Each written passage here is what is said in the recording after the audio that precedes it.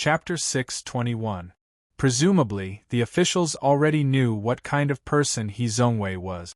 Although the old grudges between him and Fan Xian were already very distant, given Fan Xian's vengeful personality, how could he not imprint this person's name deeply in his heart? Greetings, scholar. Greetings, little duke. He Zongwei was neither servile nor overbearing. With great steadiness, he lowered his body and bowed. Who the scholar chuckled and said a few idle words. He raised his arms, indicating that he did not need to be so polite. Fan Xian only stood to the side and looked calmly at the young official. Countless scenes flashed through his mind. At the beginning of the 7th year of the Qin calendar, the military ambushed Fan Xian in the valley, giving the emperor a chance to change the court with new blood. There were 7 young officials who entered the palace that day. They were called the 7 gentlemen by the people. Of the 7 gentlemen, Qin Huang had participated in the rebellion and had already died. Yan Bingyun peacefully worked in the Overwatch Council and was only waiting to take over Fan Xian's position as commissioner. He Zongwei was the most trusted of these new blood and had risen the fastest. After the Jingdou rebellion, Fan Xian, the great prince, and Yi Zhong were the most meritorious. The problem was that these 3 were already at the top of the nobility. The emperor could not give them titles or reward them. However, because of this matter, He Zongwei received the emperor's favor and rose 3 ranks in a row. Like a rocket, he entered the center of the court's politic. This kind of promotion speed was truly unusual. Perhaps only Fan Xian, who had just entered Jingdou, could surpass him. It was not just Fan Xian who knew. He Zongwei himself knew. In reality, everyone in court knew that this person's promotion and the emperor's trust and delegation of power were just the emperor's naturally created power to balance Fan Xian. This was not because the emperor had any misgivings toward Fan Xian. For a powerful official like Fan Xian, if there was no one in court to keep him in check, there would always be problems. Although He Zongwei had entered the Hall of Governmental Affairs, he still held the position of Imperial Censor of the Left and reported to the Emperor. The Imperial Censor's power grew greatly and put great pressure on the Overwatch Council's power. During these 2 years, the Overwatch Council and the Imperial Censor had fought countless cases. The situation between the 2 sides was very tense. It also kept the 8th Bureau's law department headed by Song Shuren and Chen Buchang busy. The law department was a new Overwatch Council yamen that Fan Xian had set up on a whim. It was to deal with the Imperial Censorate's most glib-tongued Imperial Censors. From this, it could be seen that Fan Xian did not like He Zongwei. He had overthrown his father-in-law and opposed him at every turn.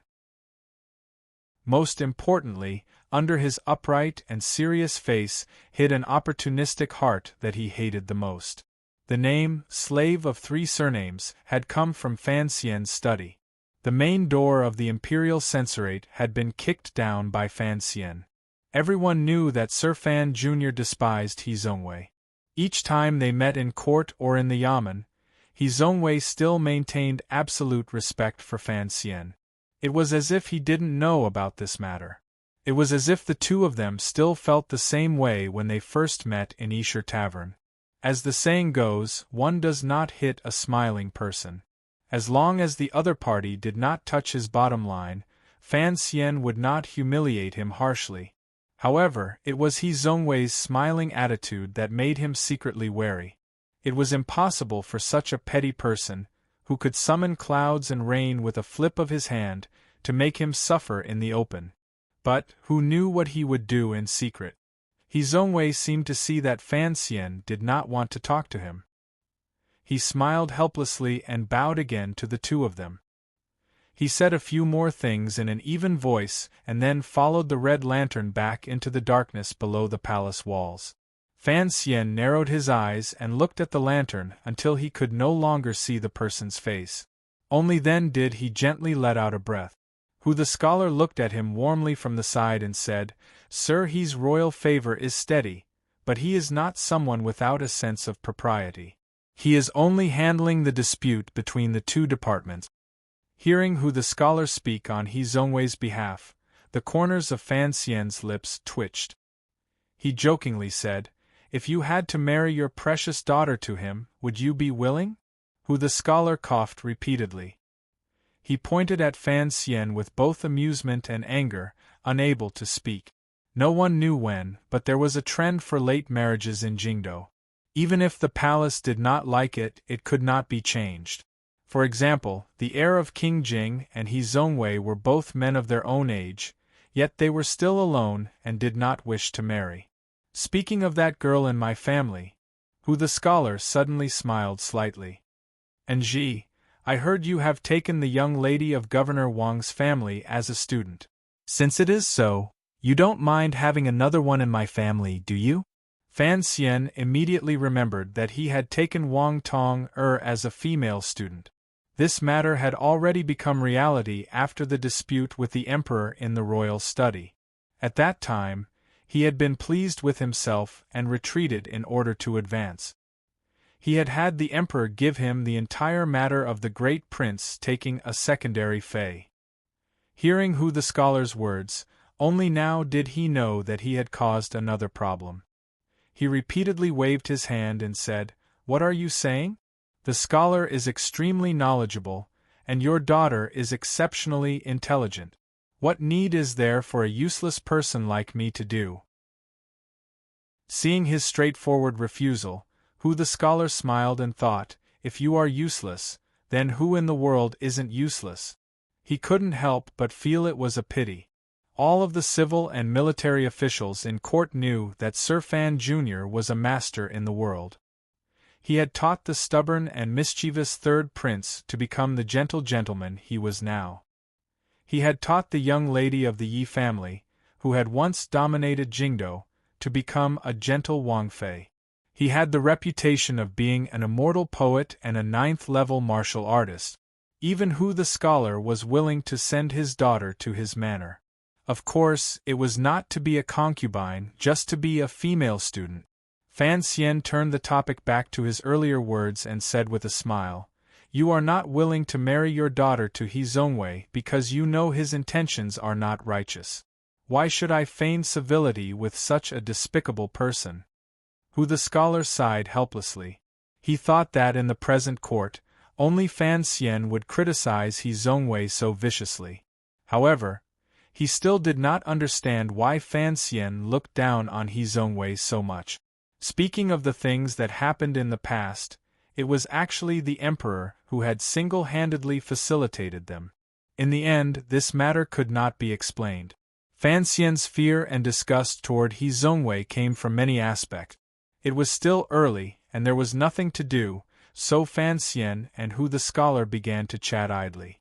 Ever since Shu Wu had retired, Fan Xian was surprised to find that Hu the scholar was like old Shu. They were both interesting people, and not at all inflexible. Additionally, during the Jingdo Rebellion, Fan Xian had received a great deal of friendship from Shu and Hu the scholars. The old and the young usually interacted on official matters, and got along well. Their relationship had also grown closer. Fan Xian gathered with the two of them and talked about Hu the scholar's new culture movement. Although this matter ended without any problems, it was the proudest thing in Hu the scholar's life. It was even more so than entering the Hall of Governmental Affairs. Fan Xian was also a disciple of the headmaster who had been baptized by the May 4th movement. He spoke happily. His laughter pierced through the silence below the palace walls. In the darkness below the palace doors, countless red lanterns were actually all looking up. Many people wanted to participate in the conversation between the head scholar of the Hall of Governmental Affairs and the Duke, but they knew they did not have the right. As for laughing while waiting for the court conference, only these two people had the courage. A moment later, Fan Xian straightened his body and suddenly felt that the atmosphere around him was strange. His brows furrowed slightly and he sighed. Hu the scholar glanced at him and knew that he had understood something. He smiled slightly. Fan Xian had never known that after the emperor quelled the rebellion, there had been a moment when he had considered the question of having him succeed the throne. Although the emperor had resolutely erased this thought from his mind afterward, he knew the emperor's initial arrangements for the Qing kingdom's court politics. He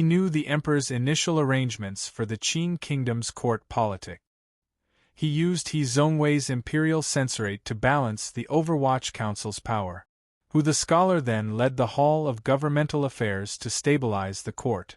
Such an arrangement could ensure 20 years of peace in the Qing kingdom. However, Fan Xian's power was too great. Furthermore, he was on good terms with Hu the scholar. The emperor's arrangements could not be carried out. He could only raise He Zongwei into the Hall of Governmental Affairs. The emperor's intentions are clear, Hu the scholar said warmly. He does not want the officials below him to be like fire and water. At first, sir, he came to pay his respects with the intention of easing things. And you are a clever person. You should know what to do. Fan Xian fell silent. His handsome face appeared incomparably calm under the illumination of the lanterns. A year and a half ago, he had kicked open the imperial censorate's doors and cursed a dozen imperial censors under He Zongwei to the point of death. The world only knew that Sir Fan Jr. was incomparably arrogant. Little did they know that afterward, he had also been cursed by the emperor until his face turned green and white in the royal study. This matter proved the emperor's protection of the imperial censorate and the price he was willing to pay in order to maintain this balanced situation. From that day on, Fan Xian knew what he should do. He had always done this. As long as He Zongwei did not go too far, he would not be ruthless. Other than establishing the law department and making the imperial censorate extremely uncomfortable, he had not used any truly powerful tactic. All of this had to be built on the premise that Fan Xian could endure it. If He Zongwei did something he could not endure, given his blood connection to the emperor and his present true power, even if he killed someone like He Zongwei with one strike, what could it do? Would the emperor bear to have his illegitimate child pay with his life for an official? Hu the scholar looked at the darkness under the palace doors and faintly sighed. He felt worried for He Zongwei. He immediately thought of the emperor's intentions the night before and involuntarily furrowed his brows. According to common sense, although He Zongwei could not be considered a pure and good person, the past matters were all the emperor's edict. Thinking about it carefully, sir, he was actually not bad. If Sir Fan Jr. was willing, the emperor's suggestion could actually pacify the dispute between the two councils. All of this would depend on whether or not Fan Xian was willing. Hu the scholar turned his head and glanced deeply at Fan Xian. Fan Xian was wondering if Hu the scholar's words were a message the emperor had asked him to pass on or the attitude of the Hall of Governmental Affairs. Immediately after, he furrowed his brows and thought that although He Zongwei was usually very respectful toward him, he had never been as docile and calm as he was today. He did not have any temper at all. All of this actually stemmed from the excessive power in Fan Xian's hands. An illegitimate child of the royal family. The Overwatch Council was in his hands, and the palace treasury could not be separated from him. Such power was too exaggerated. Fan Xian thought of the emperor's thoughts and couldn't help but feel angry. Was it also a sin that his good character and family background were good? After the court conference ended, there was a routine small conference. In the end, the emperor, the great prince, the third prince, and Fan Xian had an even smaller private family conference. Fan Xian walked out of the tall palace walls and apologized to the housekeeper of the Hu Manor, who had been waiting for him with a warm smile. He said that something urgent had suddenly happened in the manor and that the drinking would have to wait for another day. Sitting in the carriage heading back to the manor, Ting Zijing found that the young master's mood seemed to be very good. His eyes were constantly smiling, and the corners of his lips were constantly curved like the moon. Thinking of the matter his wife had been rushing him about recently, he carefully asked, "Young master." Fan Xian turned his head and glanced at him, listening to his most loyal servant speak quietly. After listening for a while, he finally understood. The Ting family had seen that some of the people in the manor had used the Fan family's prestige to go out and become minor officials. His heart was also itching. In the present Fan manor, all the miscellaneous matters were basically handed over to Ting Zijing and his wife. Having this thought was something Fan Xian had long expected. He looked at Ting Zijing and said with a slight smile, "Today is the 9th year of the Qin calendar. Since you are already 5 years late, there is no point in you going out." Ting Zijing did not understand the young master's enigmatic words. He smiled awkwardly and kept his mouth shut. Returning to the manor, Fan Xian lifted the lapel of his robe and entered with the wind. He still maintained the warm and friendly smile on his face. All of the servants and women looked at this scene and felt happy. Fan Xian was used to buying people's hearts. Furthermore, everyone in the manor was proud of him. Seeing the young master happy, these servants were also happy. The third housekeeper followed Ting Zijing and Fan Xian into the garden. In a quiet voice, he said, "The young lady of the Wang family has come. I heard she wants to formally take him as a teacher." Looking at the young master's mood, it should be approved.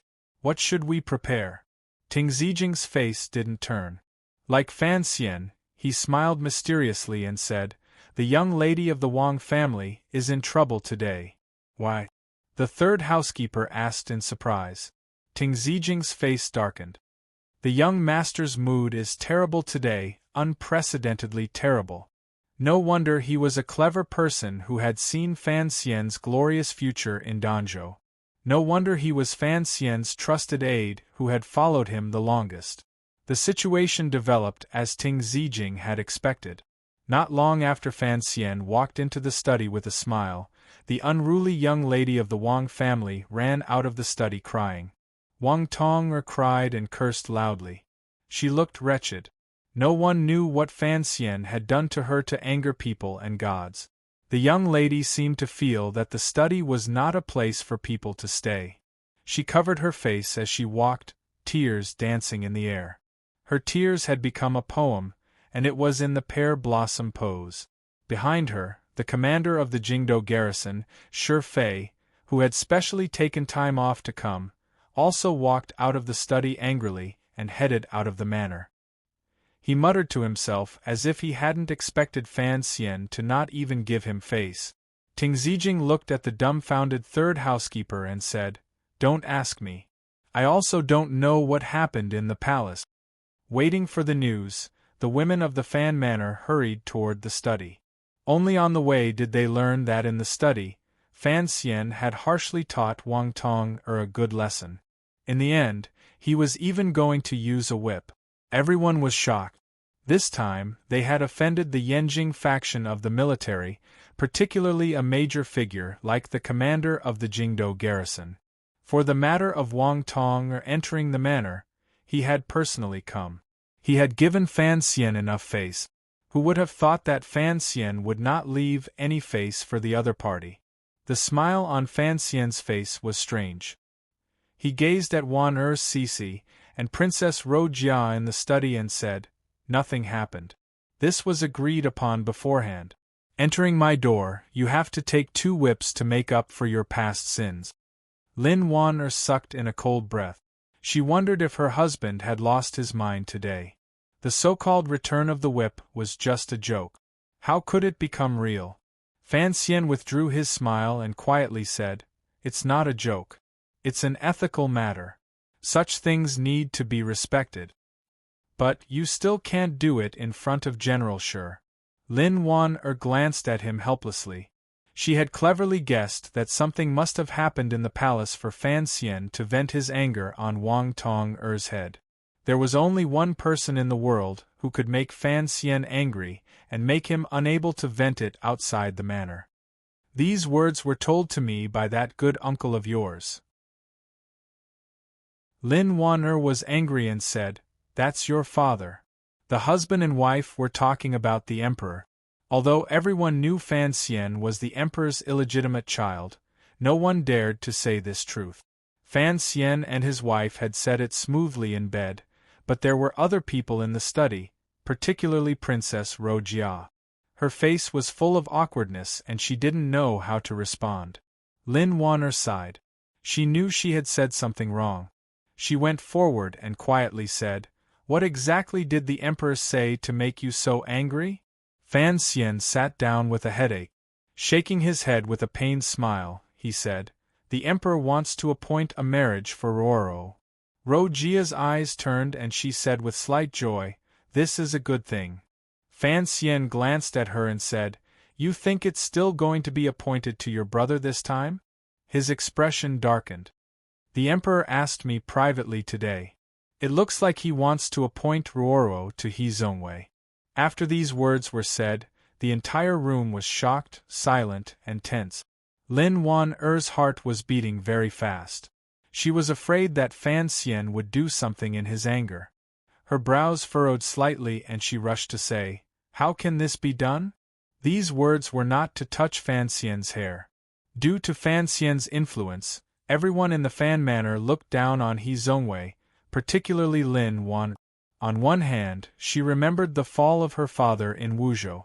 On the other hand, she had learned from Fan Xian that He Zongwei had once had thoughts about Ruoro. Back then, He Zongwei had been a Jingdo talent. It was not wrong for young people to admire Ruoro. However, Fan Xian felt incomparably disgusted. After the meeting in the royal study, the Emperor had spoken of his intention to appoint a marriage. Fan Xian had been angry on the spot and had a big argument with the Emperor. In the end, the Emperor had used the position of ruler and official and the relationship between father and son to forcefully suppress it. He Zongwei, his character is not very good. Rojia hoped that Fan Ruoro could become her sister-in-law. No matter how one looked at it, she had to fight for her brother, Hongqing. Fan Xian listened to Rojia's soft voice and red-faced criticism and couldn't resist a laugh. His mood actually improved a lot. The Emperor would not think that Sir He's character is not good. Fan Xian's expression calmed. In the Emperor's eyes, He Zongwei is a talented person. He is also a high official and noble. He is also loyal to the Emperor. Of course, he is a good match for Ruoro. Actually, if one cast aside their prejudices, many people would think that Sir He and Fan Ruoro were a match made in heaven. Everyone knew that He Zongwei was only working for the Emperor and was a very loyal official. However, there was one thing that Fan Xian still did not understand. When he was in Qingzhou thinking about the matter of the great prince taking a secondary fei, he had thought that the Emperor trusted and favored him greatly. He also knew that he had beaten Hongqing into a lewd person for Ruoro's marriage, so he probably would not forcefully arrange a marriage to seduce him. However, the Emperor now had the intention of marrying Ruoro to He Zongwei. What exactly was he thinking? Since the Emperor is asking you privately, he knows you will certainly object. It is only a test. Lin Wan'er immediately calmed down and began to analyze everything. You shouldn't have resisted the Emperor. It's not like you don't know the Emperor's personality. The more you object, the more he wants to do this. I am just angry that the Emperor would be so muddle-headed. Did he think that by forcefully arranging this marriage, the court would be peaceful? Fan Xian woke from his thoughts. A ray of light flashed through his mind. It was as if he had faintly grasped something. His eyes narrowed slightly and a cold light flashed through them. His voice was pressed into a cold line. I don't care about He Zongwei. If he actually dares to come to my door and ask for my hand in marriage, I will cut him in half. In one night, 1,000 votes became a poem. I couldn't help but want to stand by the shore and sigh. Everyone is truly extremely flirtatious. Shamelessly asking to be bestowed monthly votes as wine in the pot, to get drunk and flirtatious to the end. Chapter 622. Hearing Fan Xian's cold words, Lin Wan'er's heart froze. She knew that her husband, who had remained calm since returning to the manor, was actually extremely angry in his heart. She gently placed a bowl of warm tea in front of Fan Xian and said evenly, Ruoro is still in the medical shop. Why don't you have her return to the manor in a few days and not show her face outside? Fan Xian shook his head and said, Presently, my sister regards the practice of medicine as more important than anything else. Don't disturb her with this matter. I will handle it myself. If He Zongwei is relying on the Emperor's edict and wants to get close, then that is exactly what I want. Rojia's mind was spinning. She only wanted to return to the manor to see her father, and then have him enter the palace to handle this matter. She rose, bowed, and quickly left the manor to return home. After she left, Fan Xian and Wan Er met each other's eyes. You are too cunning. You purposely said this in front of Rojia. Isn't this forcing King Jing into the palace to argue? The king has not entered the palace for a long time. I am forcing him into the palace for the sake of the brothers' harmony. The emperor should be thanking me, Fan Xian said as he shook his head. There was a glimmer of anger in his words. Lin Wan furrowed her brows and said, But Uncle Emperor knows that you will not agree to this marriage. Fan Xian was a little lost in thought. He sighed and said, These 2 years, the emperor has truly favored He Zongwei. He truly hopes that I can get along with the imperial censorate peacefully. Furthermore, he thinks that since Ruoro doesn't like Hongqing, then she should like He Zongwei, the great genius. He doesn't have any bad intentions. There were many examples of good intentions doing bad things. Even someone as wise as the Qing emperor was no exception. Fan Xian could empathize with the emperor's intentions, but he couldn't resist his disdain for that toad.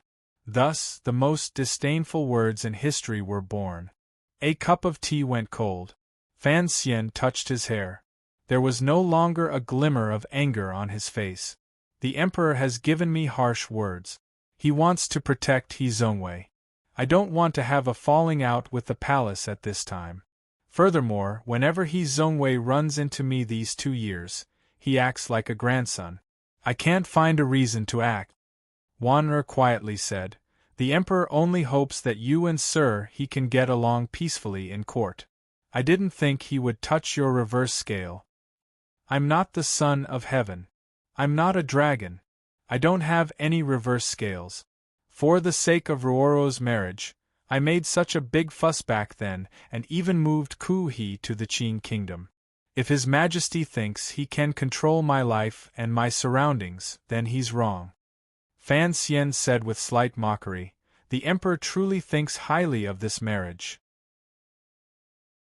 If I resist to the end, he will have no choice but to withdraw the edict. However, the crime of resisting an edict is not light. Who knows what he wants to take from the Overwatch Council or the palace treasury? In reality, Fan Xian had misunderstood the emperor's intentions this time. Although the emperor of the Qing kingdom was the most powerful man in the world, he was only a commoner. After learning of Fan Ruoro's return to the capital, the emperor's heart jumped. Naturally, he thought of He Zongwei, who was still unmarried. He thought that King Jing's side had long been hopeless, so he was willing to let His Highness's officials have a good match. He Zongwei was an older man, and Fan Ruoro was an older woman. The emperor thought he was doing a good deed. He only lightly asked to see if this matter could be carried out. He thought Anji would be able to understand his intentions. Unexpectedly, his reaction was to clash head-on in the royal study. The emperor was already showing mercy by not punishing Fan Xian for the crime of roaring in front of the emperor. He could not understand. Anji, you are a loyal official, and He Zongwei is also a very loyal official. The marriage between 2 loyal officials is truly a beautiful matter that will be praised for thousands of years. Why are you so angry and out of control? Do you have other thoughts in your heart? No one knew whether or not the emperor had such dark thoughts in his heart. Just as Lin Wan had said, the Qing emperor was a valiant ruler. If Fan Xian had asked nicely, perhaps there would have been a chance to turn this matter around. However, Fan Xian's clashing head-on strengthened the emperor's resolve. He would not allow anyone in the world to go against his edict, not even his most trusted and favored Fan Xian. In an instant, the news of the marriage between the Fan Manor and the He Manor spread throughout Jingdo. Although the palace had not issued a clear edict, according to those with inside information, this matter was already set in stone and could not be changed. The civil and military officials thought about it carefully. This marriage was indeed of great benefit to the court. The emperor's heart was indeed distant. However, everyone knew of Fan Xian's attitude toward He Zongwei and knew that he would certainly oppose it. No matter how powerful Fan Xian was, in the end, he was only an official. Could he be more powerful than the emperor? After hearing that scholar who had personally entered the Fan Manor to persuade Fan Xian to agree to this marriage, the news reached its peak. The officials who had been dealt with wretchedly by the Overwatch Council and the people who were usually intimidated by Fan Xian's power all began to wait for the day the young lady of the Fan family married into the He Manor. They waited to see Sir Fan Jr.'s expression when he swallowed a fly alive. They prepared to see the best joke. Fan Xian's performance since entering the capital had been too perfect. He had put too much pressure on many people. It was a rare opportunity to see Sir Fan Jr. lose his composure, anger, and helplessness. No one wanted to miss it. Thus, countless people secretly cheered for He Zongwei. Unexpectedly, Fan Xian did not do anything. He did not enter the palace again to argue with the emperor. He also did not kick open the imperial censorate's doors and give He Zongwei a beating. Everyone felt it was strange. The story of Fan Xian personally giving He Zongwei a black fist in the manor was a long-circulated gossip in Jingdo. Now, Fan Xian watched as his sister was about to marry Sir He, yet he was still able to appear so calm. Had Sir Fan Jr.'s personality changed? In less than 2 days, everyone knew the reason for Fan Xian's calmness. He had no intention of putting on a show for the court. Instead, he sat calmly to the side, waiting to see others make a joke of themselves. To see the emperor make a joke of himself. King Jing, who had not entered the palace for 2 years and only knew how to uproot weeds for fun, entered the palace late one night and had a big argument with the emperor. According to the eunuchs in the palace, the argument was unusually intense. In the end, King Jing even broke a blue and white porcelain brush washer in the royal study. In the end, King Jing left angrily. When he was young, he had not beaten his brother in a fight. It looked like he had not won an argument now either. Immediately after, the next day, King Jing went to the imperial censorate. Without any consideration for his dignity, he pointed at He Zongwei and gave him a torrent of abuse. It made He Zongwei's expression change dramatically, but he could only repeatedly nod his head. King Jing's status was too noble.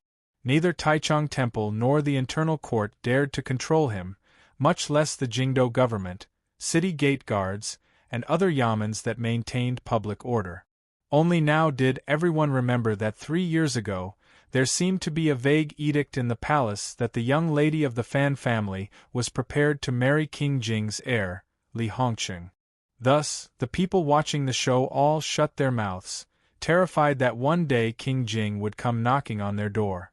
This was King Jing creating havoc in the imperial censorate, and the little duke's miraculous hands had reversed the situation. In the words of Fan Xian, who sat peacefully in his manor drinking tea and listening to the show, when King Jing went out, he was worth 2. If the emperor wanted to randomly marry, he could find someone who was not afraid of anything to come out and deal with him. As for this matter, the emperor knew that Fan Xian had done it in secret. However, he didn't have any good methods to deal with his brother. He only had the internal court go to the manor to announce the edict and give King Jing a good scolding. He couldn't bring out any practical methods to stop the manor from loosening the soil and digging the walls.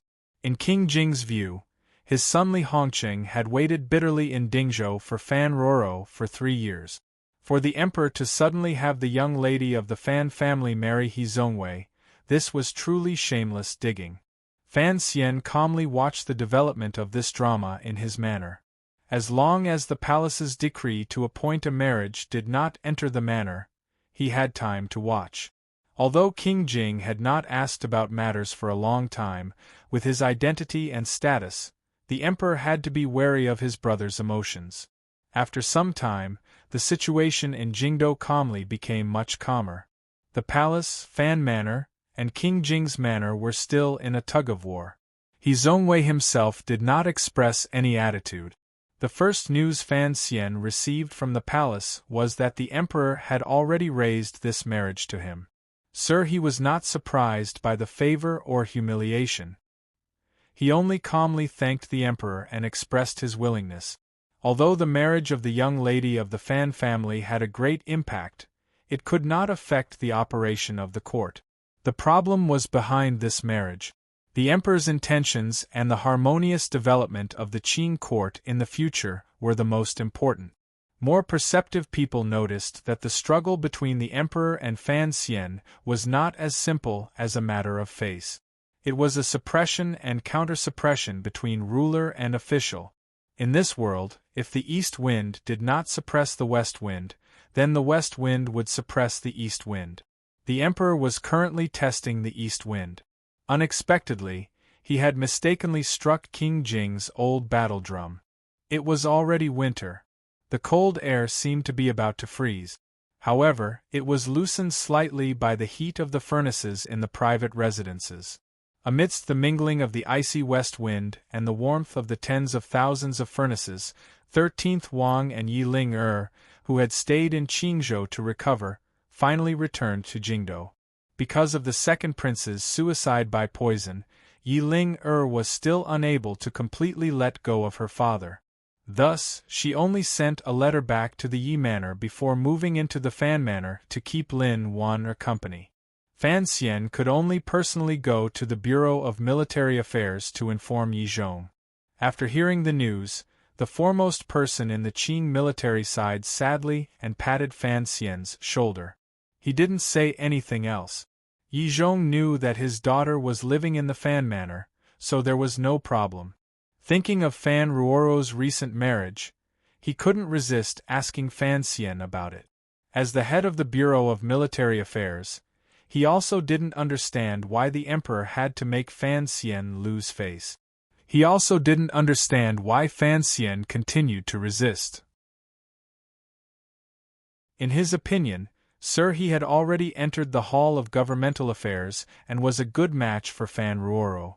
As long as Fan Xian nodded, King Jing's side would not be able to find any more reason to make trouble. Everything would become smooth. It seemed that everyone knew of the emperor's stubbornness but had overlooked Fan Xian's. No one could force Fan Xian to do anything he didn't want to do, not even the emperor. Fan Xian didn't explain to Yi Zhong. He only laughed and left the Bureau of Military Affairs. He didn't return to the manor. Instead, he sat in the carriage and headed in the direction of the Imperial College.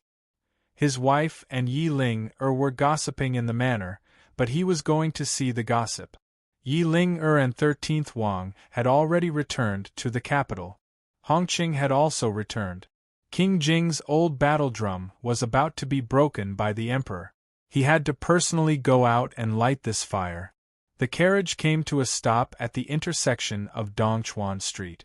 Fan Xian went into a restaurant not far from the bookstore and ordered a few side dishes. As he slowly ate, he looked in the direction of the bookstore. Across from Danbo Bookstore was a medical shop.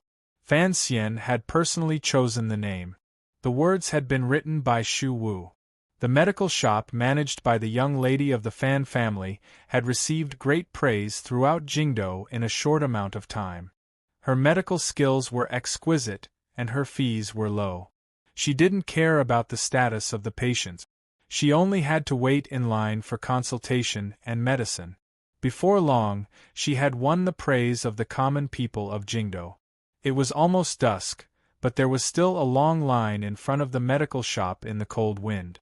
The capable servants Lin Wan had sent from the Fan Manor were maintaining order outside the shop and handing out hot soup.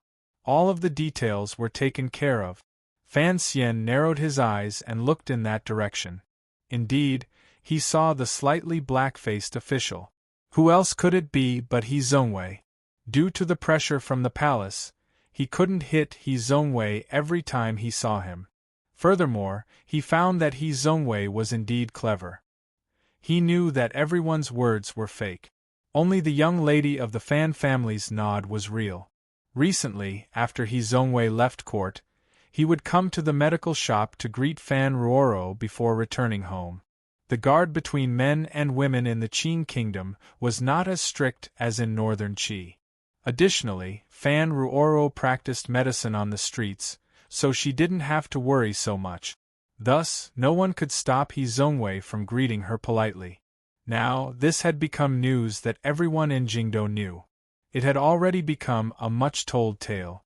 Fan Xian's eyesight was very good. He saw clearly that his sister would occasionally say a few words to He Zongwei as she consulted. He was not surprised by this. As early as 5 years ago in Esher Tavern, he knew that his sister and He Zongwei knew each other. They had probably met at the poetry conference in King Jing's manor. At that time, the young lady of the Fan family was a talented girl in Jingdo, and He Zongwei was a scholar in Jingdo. Naturally, the two of them knew each other. He sighed in his heart. Thinking of how everyone in Jingdo had changed these years, he couldn't help but feel a little strange. Back then, He Zongwei's arrogance had yet to be shed. His face was as black as charcoal. Even if he wanted to flatter him, it would appear unnatural. Thus, he was not in Fan Xian's eyes at all. Who would have thought that after a few years, this person would actually become so calm and steady? Perhaps there was still a bit of arrogance in his bones, but when he did things, there was not a trace of arrogance. The speed at which he matured was truly astounding. No wonder this person still received the support of most of the officials in court and the favor of the person in the palace despite Fan Xian's purposeful slander. Fan Xian sat in the restaurant and watched with cold eyes. He wanted to see whether or not He Zongwei had the ability to suddenly launch a surprise attack and resolve this stalemate while he and the emperor were wrestling. At this moment, a rider galloped over from the other end of the street. Fan Xian put down his wine cup and smiled with narrowed eyes. He thought to himself that his surprise attack had finally arrived. King Jing's heir, Li Hongqing, had returned to the capital to debrief.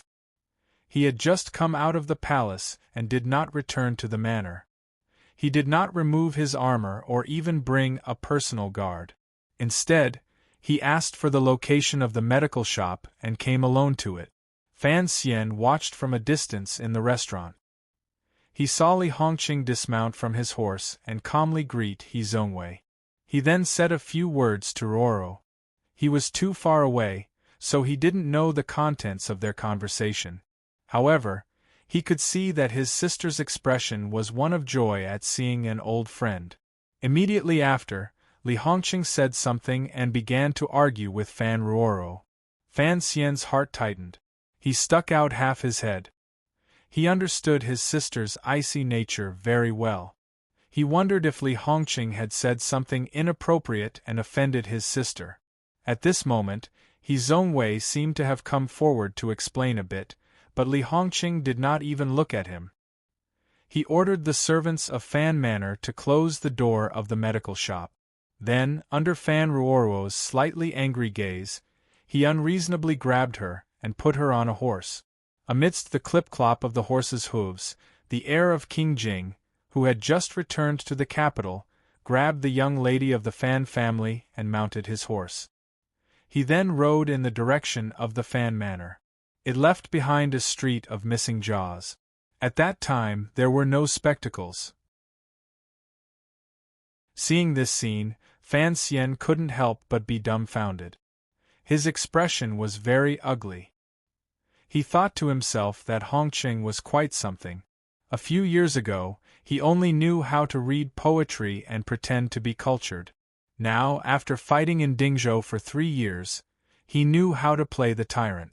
The servants of the Fan Manor and the servants of the medical shop, as well as the patients waiting to be seen, were also dumbfounded. However, these Fan Manor servants knew what had happened recently and what trouble King Jing's manor had been making. The Fan Manor and King Jing's Manor had a good relationship, so these people pretended not to see this scene.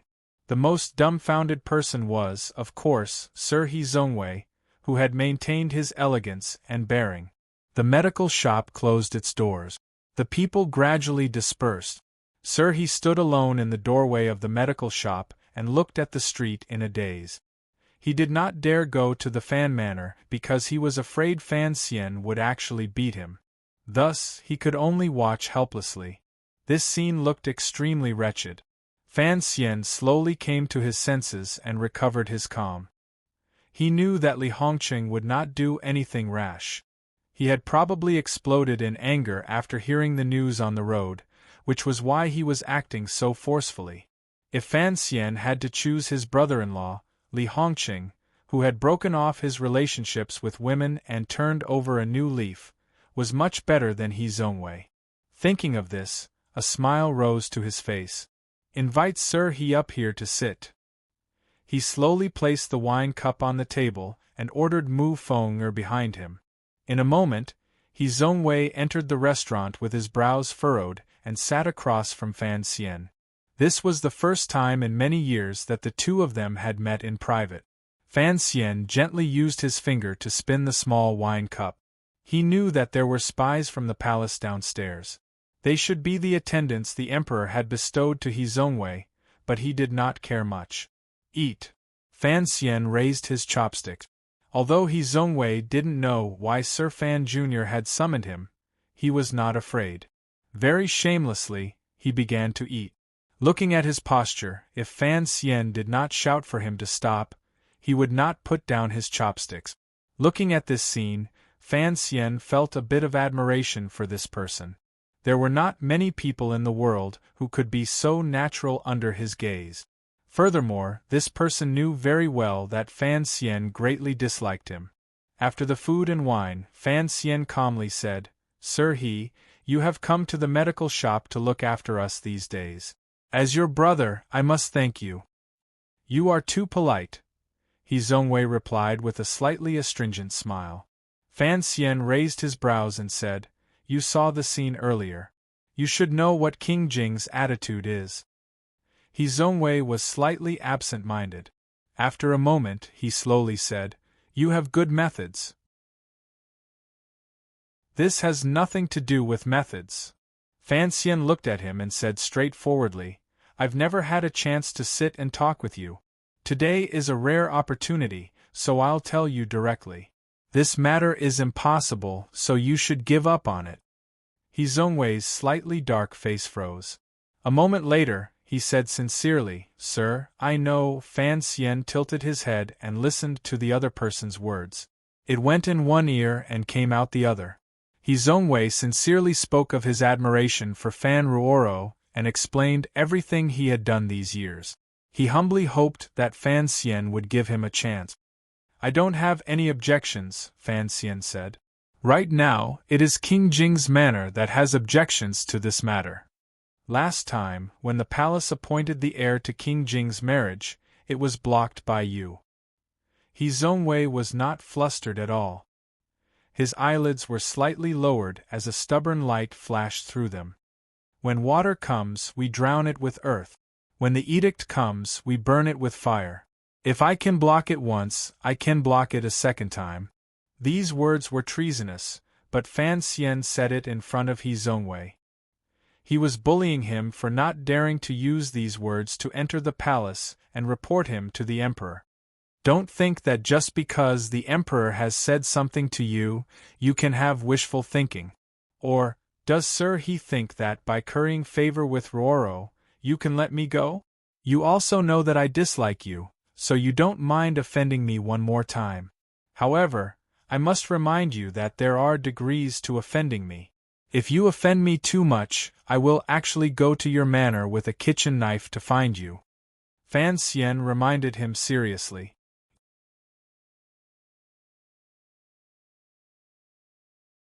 Chapter 623.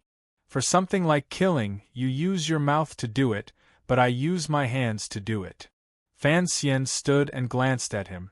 "Think carefully. If I kill you, will the emperor have me pay with my life for yours? After these words were said, He Zongwei fell silent. A moment later, he took a deep breath. A flush of embarrassment and anger gradually appeared on his slightly dark face. Ever since he had entered the court, his journey had been smooth. He had obtained the emperor's trust and favor, and he was highly regarded and respected by his subordinates and colleagues. However, when faced with the duke in front of him, he was ridiculed and found it difficult to hide. He was now an official of the Hall of Governmental Affairs. Other than Fan Xian, who else in court dared to speak to him in such a tone and use life and death to threaten him? However, He Zongwei also knew that when faced with Fan Xian, there was nothing he could do. Putting aside nonsense like being favored by the emperor, just his blood relationship with the emperor was something that he, as an official, could never hope to achieve. He Zongwei did not understand why Sir Fan Jr. had such strong enmity toward him. All the civil and military officials in court did not understand. If it was the matter of Prime Minister Lin's fall, it was single-handedly controlled by the eldest princess. At that time, He Zongwei was only a small chess piece, and had not yet entered the court. Furthermore, after the matter, it was clear that these were the emperor's edicts. How could he be blamed? He couldn't help but feel confused. How did Sir Fan Jr.'s enmity toward him come about? Sometimes, when He Zongwei woke up in the middle of the night, he would feel cold and damp. He was doing very well in court, but he knew that Fan Xian was always watching him coldly from behind. It was not a good feeling to be watched by such a cold and sinister official. Logically speaking, He Zongwei knew that Fan Xian disliked him, so he should not have any thoughts about the young lady of the Fan family. However, he always thought that the emperor's edict trumped everything. He also wanted to use this marriage to express his feelings to Fan Xian. At the same time, he could ease the relationship between them. If he truly became Sir Fan Jr.'s brother-in-law, then he shouldn't have to constantly worry about the cold gaze behind his back, right?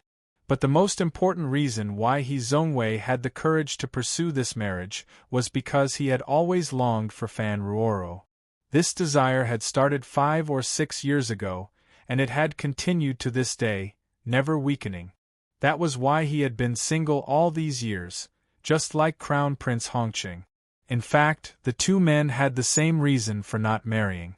In the end, he did not understand Fan Xian. He did not know that the reason Fan Xian disliked him was because he had seen his fanatical gaze toward Ruoro in Esher Tavern. It was truly a crime for no reason. How pitiful! The bit of desire in the depths of his heart had finally been shattered by Fan Xian's straightforward words into a heart of glass. Fan Xian said, "Don't come to the medical shop again." He Zongwei's heart began to race. It would be very difficult for him to give up on Miss Fan. Although this person's character was average, when it came to love, he was deeply rooted and somewhat infatuated. "I understand what you mean." He Zongwei stood and forcefully suppressed the anger in his heart. Doing his best to remain calm, he said, "Tomorrow, I will enter the palace and report to the emperor to reject this marriage." Fan Xian looked at him and shook his head. "The palace's decree to appoint a marriage has not come out. What need is there for you to reject it? Don't try to hide your little thoughts from me. Go cry and complain in front of the emperor and aggrievedly say that you are not worthy of the young lady of the Fan family. You won't say a single bad word about me. But, when the emperor sees you like this, he will know that I have bullied you again. Whoever I bully, that person will be red. This is the current situation." He looked at He Zongwei and smiled self-mockingly. "Do you want to use this matter to make the emperor pity your loyalty even more?" He Zongwei finally could not suppress the anger in his heart. He looked coldly at Fan Xian and said, "What exactly do you want me to do? This won't do, and that won't do. Do you have to force an official to death before you are satisfied? That's what you said yourself." Fan Xian looked at him with slight mockery. "The night before last, who the scholar personally came to the manor to speak on your behalf. Last night, the former scholar of the Hall of the Virtuous, Tsing Wenxiang, your former teacher, came with Scholar Panling to speak on your behalf. Sir, he is at the height of his fame. With 3 scholars acting as a matchmaker, how could I, a mere commissioner of the Overwatch Council, force you? Hearing these plain and harsh words, He Zongwei found it difficult to suppress the anger in his heart. In a low voice, he said, "May I ask, where exactly have I done wrong to offend you?" Fan Xian smiled slightly mockingly and said, "I don't like you. That is your fault. Sir Fan Jr., I am the Emperor's official." He Zongwei smiled in his extreme anger. Coldly, he said, "Even if your power overturns the court, you are still only the Emperor's official.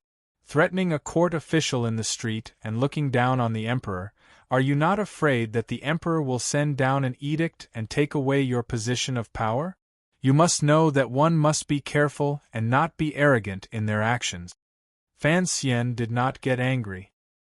He only stood calmly across from him and quietly said, "Everyone understands this principle. 3 years ago, the second prince once said the exact same words as you in the tea shop of Baoyue brothel. Don't forget, he is lying in his grave while I am outside." After saying this, Fan Xian left the restaurant. He had already said what he needed to say to He Zongwei and expressed his attitude to him. As for whether or not the other party was willing to accept it, that was his problem. Returning to the Fan Manor, he saw Ruoro surrounded by Wan and Yi Ling. She was quietly saying something with an unnatural expression. Li Hongqing, who had taken her back to the manor, had left for some reason and was not in the manor. Seeing Fan Xian return, Lin Wan'er gave him a meaningful glance and shook her head helplessly. It was probably because she felt helpless about her sister-in-law's marriage, which had caused a storm in the city. Yi Ling only glanced at Fan Xian. She did not, as Fan Xian had expected, charge forward and ask him, as her elder brother, why couldn't he even do such a small thing. It looked like love was indeed gentle. Fan Xian didn't ask where 13th Wang was. He couldn't resist smiling slightly and waving his hand at his sister. The brother and sister entered the second study. "Did Hongqing run away first because he was afraid I would beat him?" Fan Xian asked quietly as he and his sister sat facing each other. Fan Ruoro blushed slightly. After all, riding with a young man on the street was indeed a very embarrassing thing. After a moment of silence, she quietly said, "Something happened in the manor, so he left first." Fan Xian nodded quietly in his heart. He had been worried that his sister would be angry at Hongqing's impetuous actions. It looked like it was all right. It seemed that Li Hongqing's ruffian tactics were not necessarily a bad thing. Fan Ruoro suddenly came to a realization and looked at Fan Xian in a daze. "Brother was there just now?" Fan Xian paused and smiled. This matter spread quickly. Everyone in Jingdo knows that the heir has returned to the capital and is fighting with Sir He for a wife. Of course I know. Hongqing is also messing around. Fan Ruoro's expression was slightly angry. There are still so many patients waiting to be seen in the medical shop. We'll talk about those things later. It is impossible for the patients in the world to stop. You can't cure them all in one day. Fan Xian gazed at his sister and asked solemnly, "I know that He Zongwei often goes to the medical shop these days. I want to ask you something. What exactly is your attitude toward the Emperor's arranged marriage?" Without thinking, Fan Ruoro calmly said, "I don't want to marry right now." These days, He Zongwei had been going to the medical shop to sit quietly and not as a demonstration. He appeared cultured, elegant, and sincere. Fan Ruoro was not a woman who lived in a vacuum. She knew that there had been recent gossip about her. She also knew that her brother was troubled by this matter. Naturally, she would make it clear to He Zongwei. However, He Zongwei remained unyielding. He displayed the spirit of a dead pig who was not afraid of being burned. he also wore a mask of sincerity. Fan Ruoro could not copy Fan Xija and pick up a broom to chase him away. Fine, if you don't want to marry, then don't marry. The calmness on Fan Xian's face was not fake. You know that although I appear gentle, I am actually a bit domineering. I don't like He Zhongwei. Even if you agree to marry him, I will still break up the affectionate couple. Fan Ruoro couldn't resist glaring at him and muttered in a low voice. When they were young, he had talked about the freedom of love. Now, he only knew how to be domineering. She had no idea that when the two of them told ghost stories in their childhood, Fan Xian, who was a dozen years older than her, had long naturally felt like bringing up his daughter.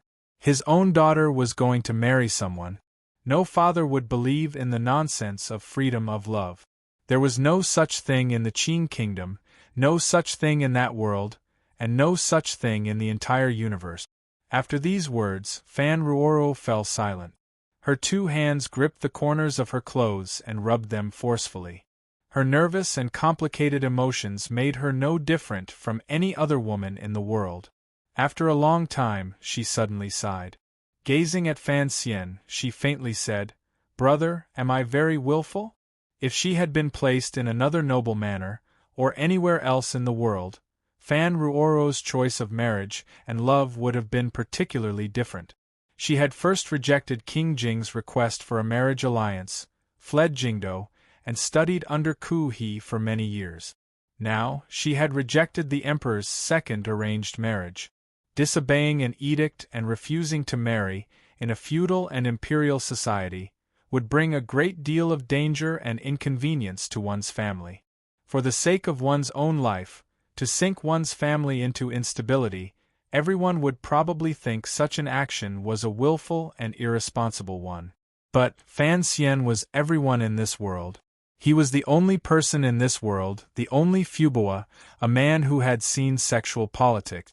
Thus, he never thought there was anything to criticize about his sister's decision. Perhaps that Yi woman had also seen it many years ago. After all, she had already left.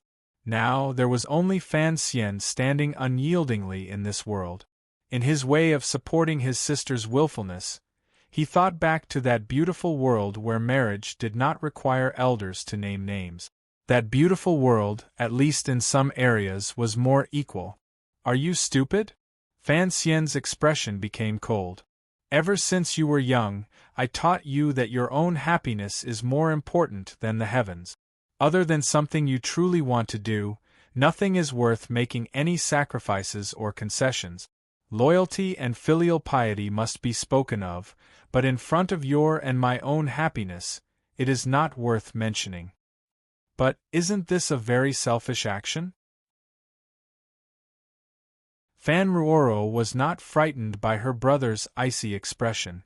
She raised her face and said seriously, "Because of my matter, the manor is not at peace. The entire Jingdo is in an uproar." Before she had finished speaking, Fan Xian had already waved his hand to stop her. Furrowing his brows, he said, "You are a girl I raised single-handedly. Although you haven't been by my side as long as Cece and the other girls, you know I have high hopes for you. But you know that I have high hopes for you. I hope that you can become someone different from the other women in this world." What is willfulness? Fan Xian narrowed his eyes.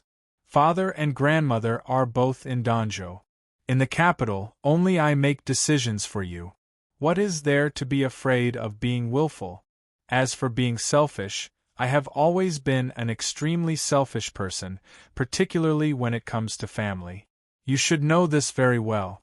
Fan Ruoro lowered her head and was speechless. Her eyes gradually became wet. Only she, who was involved, knew how much her brother had worried about her marriage after he entered the capital. Back then, in order to reject King Jing's marriage proposal, he had even made an agreement with the northern Qi people to exchange her for Ku He's tutelage. It seems simple, but in reality, Fan Xian had paid a great price for it. Every time she thought of it, Fan Ruoro always felt that her willfulness had caused her brother to worry too much. The heavier the guilt in her heart, the more she could feel her brother's affection for her. All kinds of feelings mingled in her heart. It was not something that could be expressed clearly with words. In the next few days, Fan Xian seemed to have forgotten about the arranged marriage in the palace. He only sank into the Overwatch Council and Yen Bingyun arranging matters regarding Dongi. The Shi Lake matter had already laid a good foundation. No matter how capable Chief Su Bida and Haitang Duoduo, who had changed her name to Songji Xianling, were, the spies in Dingzhou and Qingzhou had been completely wiped out by the Overwatch Council. Additionally, the grasslands had once again sunk into an unstable state because of the left virtuous prince's sudden death. The western border of the Qing kingdom could finally breathe a sigh of relief. All of the affairs of the Overwatch Council were actually handled by Yen Bingyun. Every time he thought of this matter, Fan Xian couldn't help but feel lucky for his decision to enter deep into Shangjing to save Sir Yen Jr. His abilities lay in sudden attacks, decisive attacks, and judgment of the general situation. Yen Bingyun was the best person to plan and execute the specific plans. Without Yen Bingyun's help, Fan Xian would not have been able to control such an enormous Overwatch Council system. Events had long proven this point. After Fan Xian entered the capital, the Overwatch Council's major operations were all carried out by this fluttering white-clothed Sir Yen Jr., who was clearly separated from the Overwatch Council's black official robes. The only time Fan Xian had decided on his own was the matter of the Jiaozhou Navy clearing the army. After this operation, it had been thoroughly criticized by Chen Pingping. After Fan Xian told Yen Bingyun of his and the Emperor's intentions, he stopped worrying about the Dongi matter. He only took 13th Wang and quietly entered the palace. Although Fan Xian and the Emperor were still in a cold war because of Ruoro's marriage, this was a major matter concerning court politics. Neither father nor son would choose to be angry. Since the Emperor already secretly knew of 13th Wang's existence, Fan Xian would not make a big mistake on such a small matter. As for the marriage appointment, although the task of challenging the Emperor had already been handed to King Jing's manor, Fan Xian still watched with concern from the side. Fan Ruoro continued to go to the medical shop every day to take care of the patient. Crown Prince Hongqing stood outside the medical shop with a cold expression. Perhaps the Crown Prince felt great anger at the news of the marriage appointment in the palace. His face was extremely dark. The patients who came to and from the medical shop couldn't help but feel a chill in their hearts as they felt the coldness from this noble's body. Li Hongcheng was now the #1 figure in the Dingzhou military. It was rare for him to return to the capital to debrief once in 3 years. Yet, he was willing to stand outside a medical shop as a bodyguard. For a proper general to be a door god, everyone in Jingdou felt a glimmer of coldness. Even Hu the scholar did not waste any more words with Fan Xian. He Zhongwei did not give up the idea in his heart because of Fan Xian's threat. He went to the medical shop a few times and was coldly chased out by Li Hongqing. The small medical shop had become a wrestling ground between an official and a general. However, He Zhongwei was, after all, a civil official. How could he defeat Hongqing, who pretended to be a martial artist? A medical shop had already become a sight in Jingdou. Hearing of this, Fan Xian couldn't help but sigh. He thought to himself that old Master Lu was right. Words were never as powerful as fists. He smiled slightly and felt sad for He Zhongwei. He was a proper official of the Hall of Governmental Affairs, yet he had run into 2 unreasonable but indescribably noble descendants of the royal family like himself and Hongqing. In the end, he could only suffer. During these few days, He Zhongwei had entered the palace once and probably expressed his intention to tactfully decline the marriage appointment. This was not outside of Fan Xian's expectations. Given He Zhongwei's harsh thoughts, he would not pass up such an opportunity to strike at Fan Xian. Even though Fan Xian had warned him, he still did not give up. As expected, when the Emperor saw He Zhongwei's dim appearance, He guessed that Fan Xian had secretly and inhumanely threatened his trusted official. He flew into a rage and urgently summoned Fan Xian into the palace to give him a good scolding in the royal study. Fan Xian only listened expressionlessly and, as always, used silence to resist. Appointing a marriage was a small matter.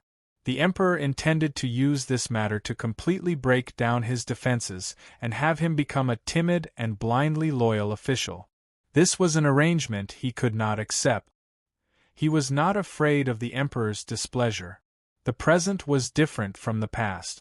The Overwatch Council and Palace Treasury in Fan Xian's hands provided the most important order and financial support for the healthy development and maintenance of the Qing court. Even the emperor knew this. He knew that he was becoming more and more inseparable from this proud, illegitimate child. For the Qing emperor, the more he admired Fan Xian, the more he hoped that Fan Xian would reveal all of his thoughts to him and listen to all of his arrangements. He always felt that Enji, this child, was sometimes too stubborn. His personality was a bit too distant. He even faintly felt that he wanted to jump out of his control. For a powerful ruler, this kind of feeling was not very comfortable. Thus, he wanted Fan Xian to back down. Entering the winter months, Fan Xian still did not back down. He continued to carry King Jing's manor to fight with the palace. After the matter of the marriage between the He and Fan families caused a ruckus, it gradually calmed down. There was no follow-up edict from the palace. The Crown Prince's door god continued to coldly watch all of the doctors and patients who came in from the medical shop. If any of those poor patients had the surname He, they would all take a fake name and go see the doctor again. The only person in the world who was not afraid of the emperor was probably King Jing. After all, he had fought with his brother many times when he was young. Even though he hadn't won many of them, his fists had at least tasted dragon meat. Once they were close, there was less respect and fear in his heart. Furthermore, one could be strong without desires. King Jing's life was filled with flowers, grass, and soil. He never interfered with court politics. The emperor probably always felt some guilt toward his only brother. Other than furrowing his brows, he could not come up with any more methods of punishment. Li Hongqing had led the army in Dingzhou for 3 years. He had taken the lead and bathed in blood as he killed the enemy. Even if he had not performed meritorious deeds, he had worked hard. He was clearly going to steal He Zhongwei's wife. What could the emperor do? It was only because of the emperor's words that he could not go back on. Additionally, he could not save face. That was why he stubbornly insisted on his own opinion. The first snow fell in Jingdou. Fan Xian blew out a mouthful of white mist. Standing by the carriage, he said to 13th Wang beside him, "Everything that needs to be said has been said. The Qing kingdom can put some pressure on the manner of the master of the city, but I can't do anything about the differences within the sword hut. Presumably, you also don't want me to interfere." 13th Wang was going to leave the Qing kingdom and return to Dongyi's sword hut to accompany his teacher on the last leg of his journey. Fan Xian had specially taken the time to send him off. The two of them stood alone in the snow and chatted here and there. Most of the words were said by Fan Xian. "I'll wait for you at the sword hut." 13th Wang put his bag on his back and held the green banner tightly in his hand. Looking at Fan Xian with a warm smile, he said, "Come early." Fan Xian also smiled. After 13th Wang entered the palace, the emperor finally nodded and gave him full authority over the Dongyi matter. The initiative was finally in his hands. He was in a good mood. "Thank you." Fan Xian paused slightly and then continued. "I hope I won't have to thank you in the future." 13th Wang started. Only then did he understand what his thanks were directed at. Shaking his head, he walked into the wind and snow.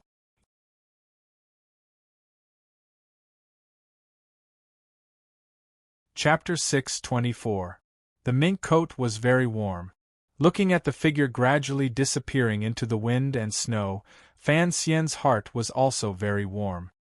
His life was truly frightening and full of scheming and scheming. Although it was fulfilling, it also made his heart tired. It was a rare enjoyment to be able to associate with a simple and pure person. Pulling back his gaze from the snowflakes in the distance, Fan Xian's heart suddenly jumped. He had a strange feeling. It was as if next spring, when the sword hut opened for the last time, he might have some experiences he had never had before. He walked to the side of the black carriage and raised his right knee. Lowering his head, he carefully scraped at the snow and mud on the bottom of his boots on the steps of the carriage. As he scraped at the snow, he thought silently. After a long time, he lifted the thick cotton curtain of the carriage and lowered his head to crawl in. A gust of hot wind hit him in the face. Inside the spacious Overwatch Council carriage, a specially made little heater was releasing a spring-like aura. Compared to the freezing weather outside, it was a completely different world. Fan Xian accepted the towel and brushed away the snow on his collar. He's already gone far away. Can we go back now? Yi Ling-er accepted the towel from his hand and lowered her head. Her long eyelashes decorated her bright eyes, as well as the complicated emotions in them. Quietly, she said, I'm not here to send him off. If you're not here to send 13th brother off, are you here to admire the snow with me? Fan Xian asked without good humor. I really don't understand what you're thinking. It's already been over a month, yet it's still like when we first met in Qingzhou. Teacher, I'm not thinking anything, Yi Ling-er said seriously as she raised her head. Next year, Sigujian is going to die. Dongyi is split into two factions of opinion and is arguing endlessly. 13th Wang's return to Dongyi this time will probably be troublesome. Although he is Sigujian's most beloved last disciple, he doesn't have many connections. Fan Xian thought for a bit and then slowly said, I'm afraid there will still be a fight in the end. Can't you help him? He has done so much for the Overwatch Council, Yi Ling-er asked anxiously. You don't need to say that. He is someone who works for me. Of course I have to repay him, Fan Xian said. Fan Xian said, Sigujian's attitude toward me is sufficiently sincere. Although this strange old creature certainly doesn't want to make any deals with the Emperor, it shouldn't be a problem to discuss a deal with me. He suddenly looked at Yi Ling-er and said quietly, the problem is that after he returns to Dongyi, he will probably stay there for a long time. Have you thought about this problem? Why am I thinking about this? After the second prince's death, Yi Ling-er was no longer as free and easy as before. She had become much more silent and mature. Although she still talked and laughed freely in front of Fan Xian and these familiar people, regardless of whether it was Fan Xian or Lin Wan-er, they could all see the shadow in the depths of her heart. It was not until she met 13th Wang in Qingzhou and saw each other's scenery that Yi Ling-er's emotions seemed to shake off the military on the border. Fan Xian was very happy to see this kind of change. He also knew that given 13th Wang's identity, the matter between the two of them was indeed very difficult. He shook his head and did not elaborate on the issue. It was Yi Ling-er who, because of her own thoughts, thought of the matter that had been troubling these young people recently. Looking at Fan Xian, she asked carefully, Ruoro, are we just going to drag this matter out like this? At the mention of this matter, Fan Xian's head was full of questions. Originally, he had thought that with King Jing and his son acting as the bad guys, the Emperor would go with the flow and take back this muddled arranged marriage. He had not expected the Emperor to be so stubborn. He used the excuse that the Fan family had already rejected King Jing's marriage request and completely ignored these movements. Let's drag it out for now. With so many of our faces added together, there will at least be some weight. It won't be good for the Emperor to forcefully push through. Fan Xian pressed his lips together. He thought that if his sister was willing to marry Hongqing, then this matter would be much easier to handle. At least in front of the Emperor, it would be more reasonable to argue. I don't know He Zongwei, but I hear he has a good reputation. I don't know where you get such anger from, Yi Ling said casually. Anger? Fan Xian smiled and didn't say it clearly.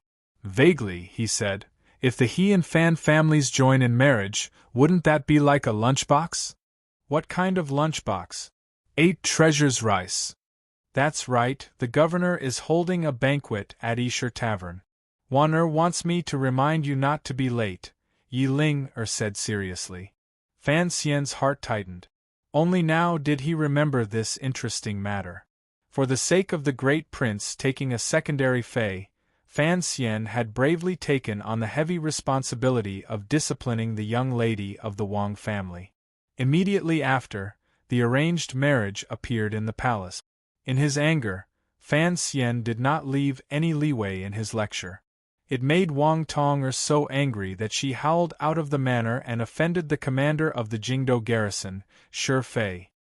He had thought that after this lesson, Wang Tong would certainly be angry and never come back to the manor again. Unexpectedly, after a few days, Wang Tong begged Shi Fei to bring her back to the Fan Manor. She begged Sir Fan Jr. to take her as a disciple.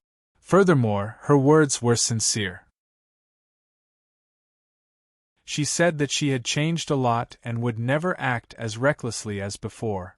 The young lady of the Wang family had suddenly become so sensible. It gave Fan Xian a fright. He thought that this unruly young lady truly loved the great prince. Otherwise, she would not have wronged herself like this. It was the second day that Yanjing Governor Wang Zhikuan had returned to the capital to debrief. The governor had personally invited Fan Xian to a banquet to thank him for helping him discipline his daughter. Wang Tong is your fan. Fan Xian furrowed his brows. Have you seen her before? Yi Ling could guess what a fan meant. She smiled helplessly and said, I saw her many years ago. At that time, she was just a little girl of 7 or 8. Who would have thought that her temper would change so much when she grew up? She's much better now, Fan Xian said with his eyes closed. Looks like the young ladies are all the same. They're all masochists. If I don't give them a good beating, they won't listen to reason. Yi Ling's expression became awkward. Thinking of the old matter in Jingdo, she glared fiercely at Fan Xian and said, Are you talking about me? Fan Xian's eyes remained closed, but a faint smile rose to the corners of his lips. Back then, you were going to confess after being beaten. Now you're confessing without being beaten. As the two of them spoke, the carriage slowly turned back toward Jingdo. Crushing the ice and snow on the road, it moved forward along the deep track. Fan Xian felt that the carriage was a bit too hot. He lifted a corner of the window, hoping to let in some cool winter wind. His gaze moved along the window and caught a glimpse of silver branches and snow trees. It was a beautiful scenery. He looked at this scene in a daze and couldn't help but think of himself. Zhongwei couldn't be too forceful, but he wasn't too worried. After he resolved the Dongi matter next year and performed a great service for the Qin kingdom, no matter how harsh and merciless the emperor was, he would probably not be able to bear to force him again. However, the wind and snow made it difficult for the horse to move forward. Fan Xian suddenly felt that he was like a horse in the emperor's harness, forced to do his best to break through the wind and snow and drag a massive carriage forward into the distance. That distance might not be where the horse wanted to go. He took a deep breath and allowed the cold wind to cool his chest and the heart hidden there. Putting down the curtain, he closed his eyes and thought calmly. Regardless of whether it was Shiliang or Dongi, he was fighting so hard to be a pawn for the emperor. He didn't want to change any of this. In the entire world, the only person he didn't have the courage to challenge was this unfathomable emperor. If Uncle Wu Zhu and the chest were still by his side, the situation would certainly change greatly. However, that change would not be good. Fan Xian shook his head and tossed aside this annoying possibility. Although Uncle Wu Zhu was his servant in name, in reality, he was his closest family. Everyone needed to find the most important thing in their lives. Fortunately, the emperor had changed a lot. Although his recent spats with Fan Xian and King Jing were very excessive, at least he showed some humanity, or perhaps it was the humanity of an old man. Regardless of which scent it was, it at least confirmed that the emperor was beginning to walk out of his altar, and was no longer an illusory figure high above. Winter passed and spring came. It was nonsense again. In short, on a bright and beautiful day in spring, the Qing kingdom had long sent away the countless random snowfalls that had fallen and welcomed the warmer weather. Newly sprouted green buds and rustling emerald flowers were growing. In the most important county in the northeast of the Qing kingdom, Yanjing, a group of particularly important people welcomed them. It was already March. The green trees on both sides of the road swayed in the spring wind like children holding bouquets of flowers and shouting welcome. It looked like even these plants knew the importance of this group. Yanjing was slightly to the north. From Jingdo they went straight to Shao Mountain, turned north, and passed through a flat road leading to Tsangzhou. Stretching northeast, they arrived at this large city. Decades ago, this place had been a city of the Wei Kingdom. History called it Nanjing. However, it had been forcefully taken down by the Qing kingdom's great emperor and renamed Yanjing, taking the meaning of a swallow returning with mud in its mouth. As for whether or not the old Yanjing had been the land of the Qing kingdom's ancestors 1,000 years ago, no one knew. However, the name Yanjing at least gave the Qing kingdom a righteous name. Additionally, the people here were docile and lived mostly between changes of rulers, so they did not have strong national feelings. Thus, the Qing kingdom had only ruled for 30 years, but it had become a familiar place. Just like that, it became the capital of the Qing kingdom. Yanjing was very large and prosperous. It bordered a dozen small vassal states controlled by Dongyi. It was particularly close to the Song kingdom. If the Qing kingdom wanted to conquer Dongyi, their army would have to come from Yanjing. Thus, during these 20 years, the soldiers on the border of Yanjing were the elite of the Qing military. They were on par with the Dingzhou army in Xiliang and the northern camp near Tsangzhou in the north. Yanjing was the largest city the Qing kingdom had ever conquered. It was the best proof of the Qing emperor's martial prowess. Thus, the court had always been very attentive to this place. Not only had they invested large amounts of manpower, resources, and money into the military, they had also given it special treatment in government affairs. The civil officials serving in Yanjing had all been raised half a rank. Even the 6 yamens had special offices in Yanjing. Everyone knew the reason for such generous treatment. To the east of this place was Dongyi, and to the north, past Tsangzhou, was northern Qi. The Qing kingdom wanted to unify the world, so Yanjing would certainly be the starting point of the army's attack and the front-line headquarters. The Qing emperor had prepared for this for 30 years. He had managed Yanjing like an iron bucket.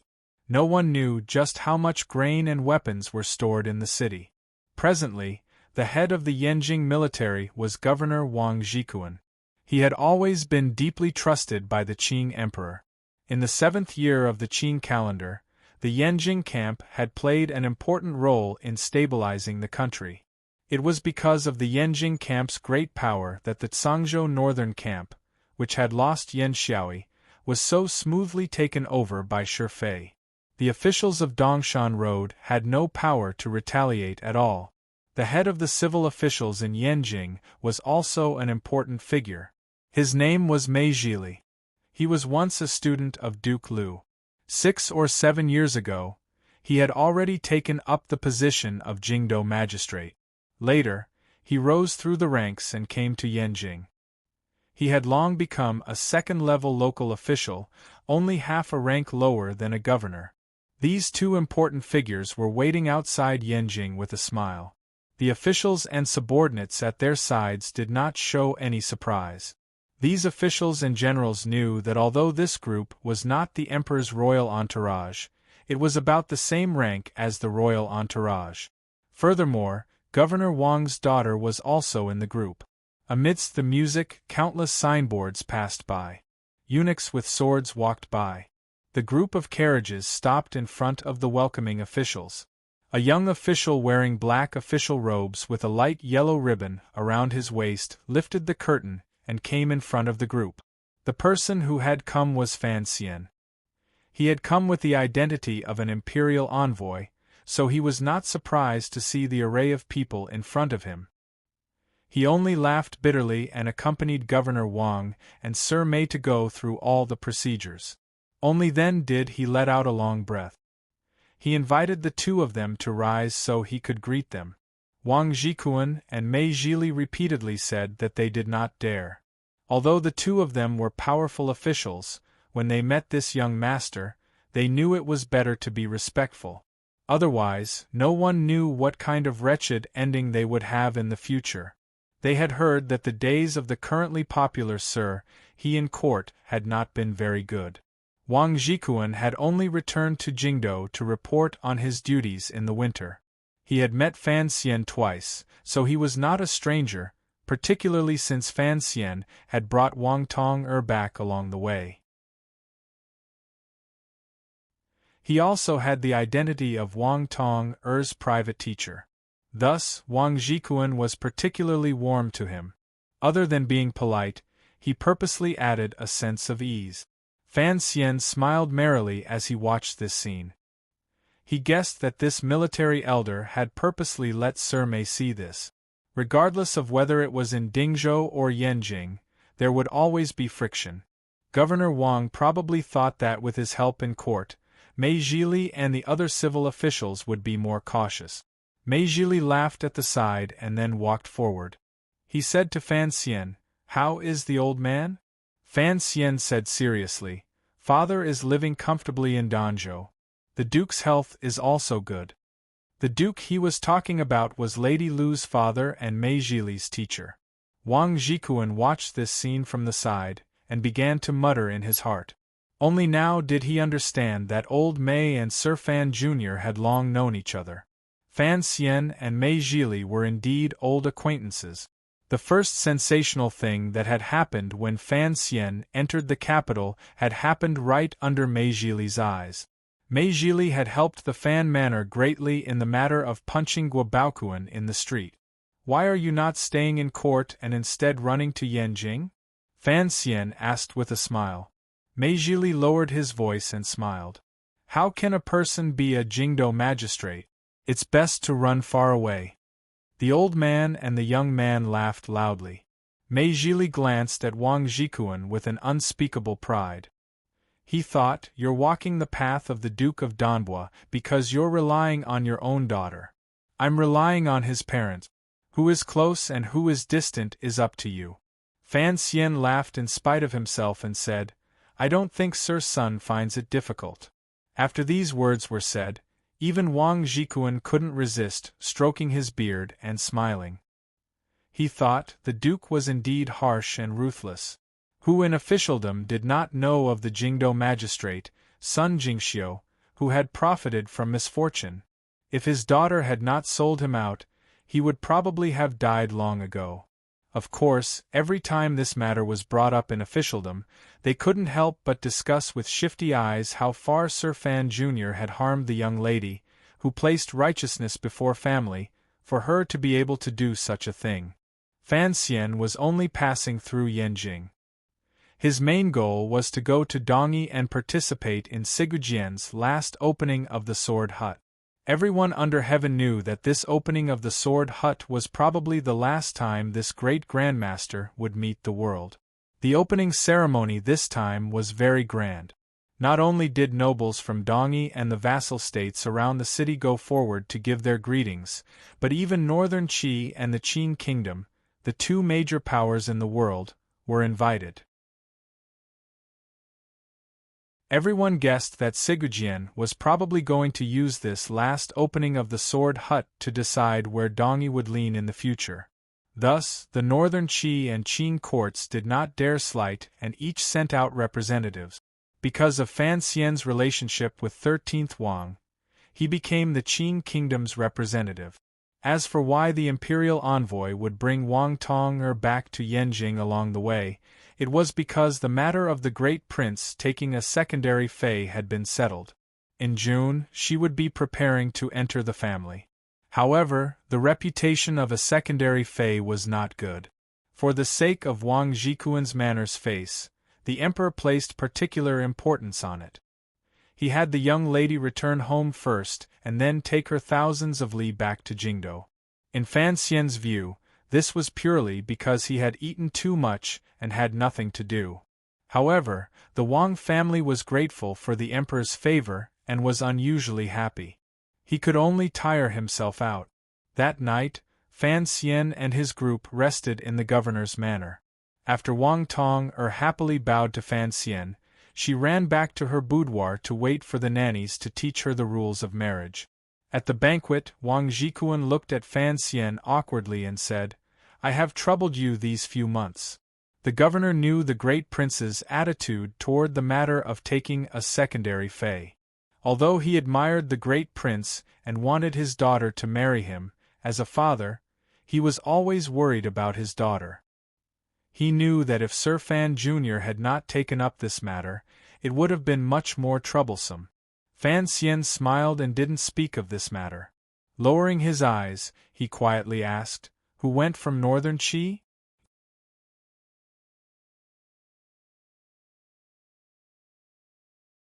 Chapter 625. First of all, I apologize. I didn't update yesterday, and I didn't ask for leave at the beginning. There's nothing to explain. It's all my own problem. I've truly drunk too much. I've slept through the early hours of last night and am still not feeling well. Before I came, I had thought that I would definitely get drunk, but I didn't think I would drink so much and fall so thoroughly. I will add yesterday's chapter before the 20th of this month and say my apologies. I'm planning on quitting drinking. Really. Looking at the world with one's eyes drunk and suddenly realizing there's a problem, it's scary. Furthermore, drinking is not good for the body. I have to take responsibility for myself, my family, everyone, and my work. Fan Xian had 2 intelligence teams in his hands. Regarding the movements under the heavens, he investigated quickly. However, the matter of Dongyi opening the sword hut was the most important matter of the various powers' attention. He left the capital quickly. At that time, the Overwatch Council and Baoyue Brothel had not returned with intelligence. Yanjing was in the north and had many interactions with the other 2 powers under heaven. Furthermore, the military had its own intelligence network, so he urgently asked Wang Jikuan to see if he had any information. Wang Jikuan furrowed his brows and thought for a moment. He then said without much conviction, "Logically speaking, it should be Marquis Chang Ning." The influence of Dongyi's direction in the future was too far-reaching. Regardless of whether it was Northern Qi or the Qing Kingdom, they were both very nervous. The Qing Kingdom sending out their best fighter, Fan Xian, would probably not escape the analysis and judgment of the people under heaven.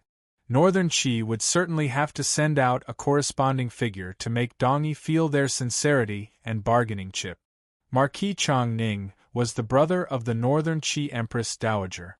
Furthermore, he was in charge of the Northern Qi Palace Treasury's money flow. He was indeed an important figure.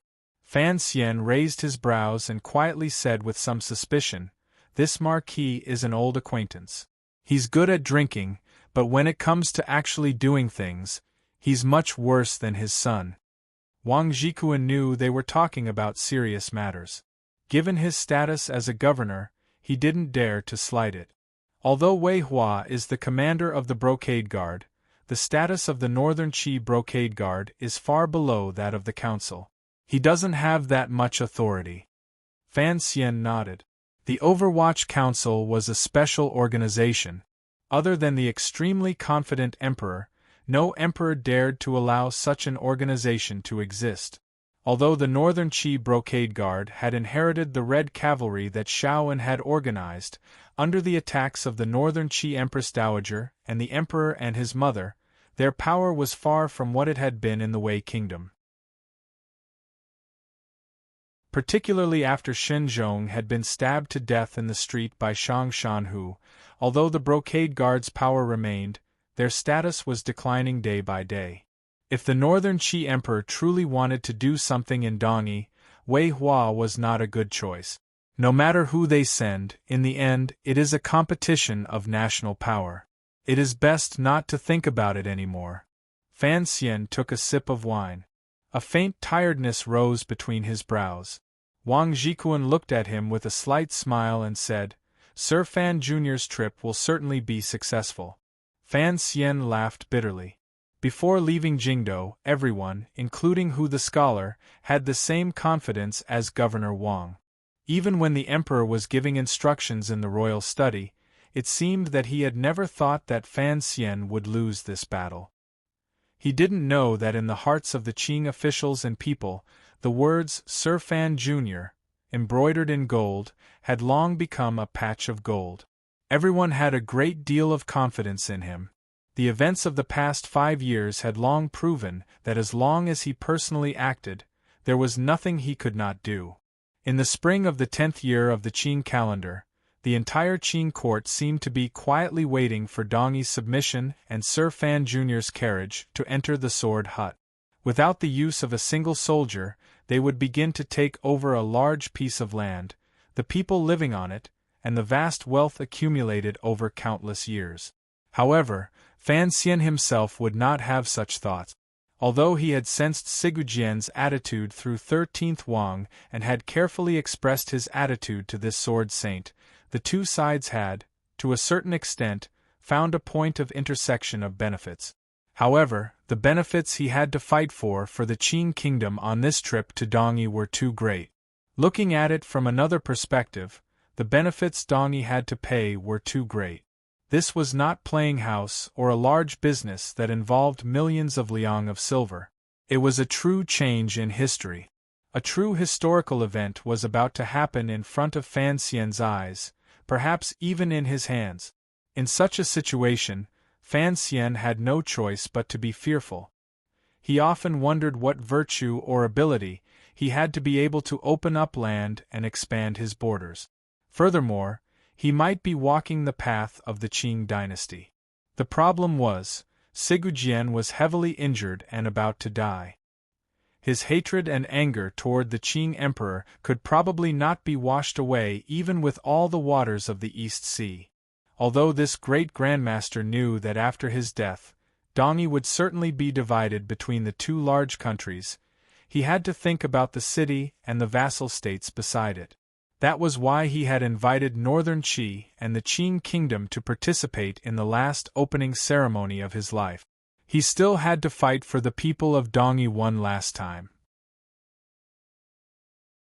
Fan Xian couldn't help but think of the last deep conversation he had with the emperor in the royal study before he left the capital. At that time, there had been a faint smile on the emperor's face. Although, like the other officials, he was full of confidence in Fan Xian's trip to Dongyi, his words and actions showed that he did not place much importance on this opening ceremony. Fan Xian understood the emperor's thoughts.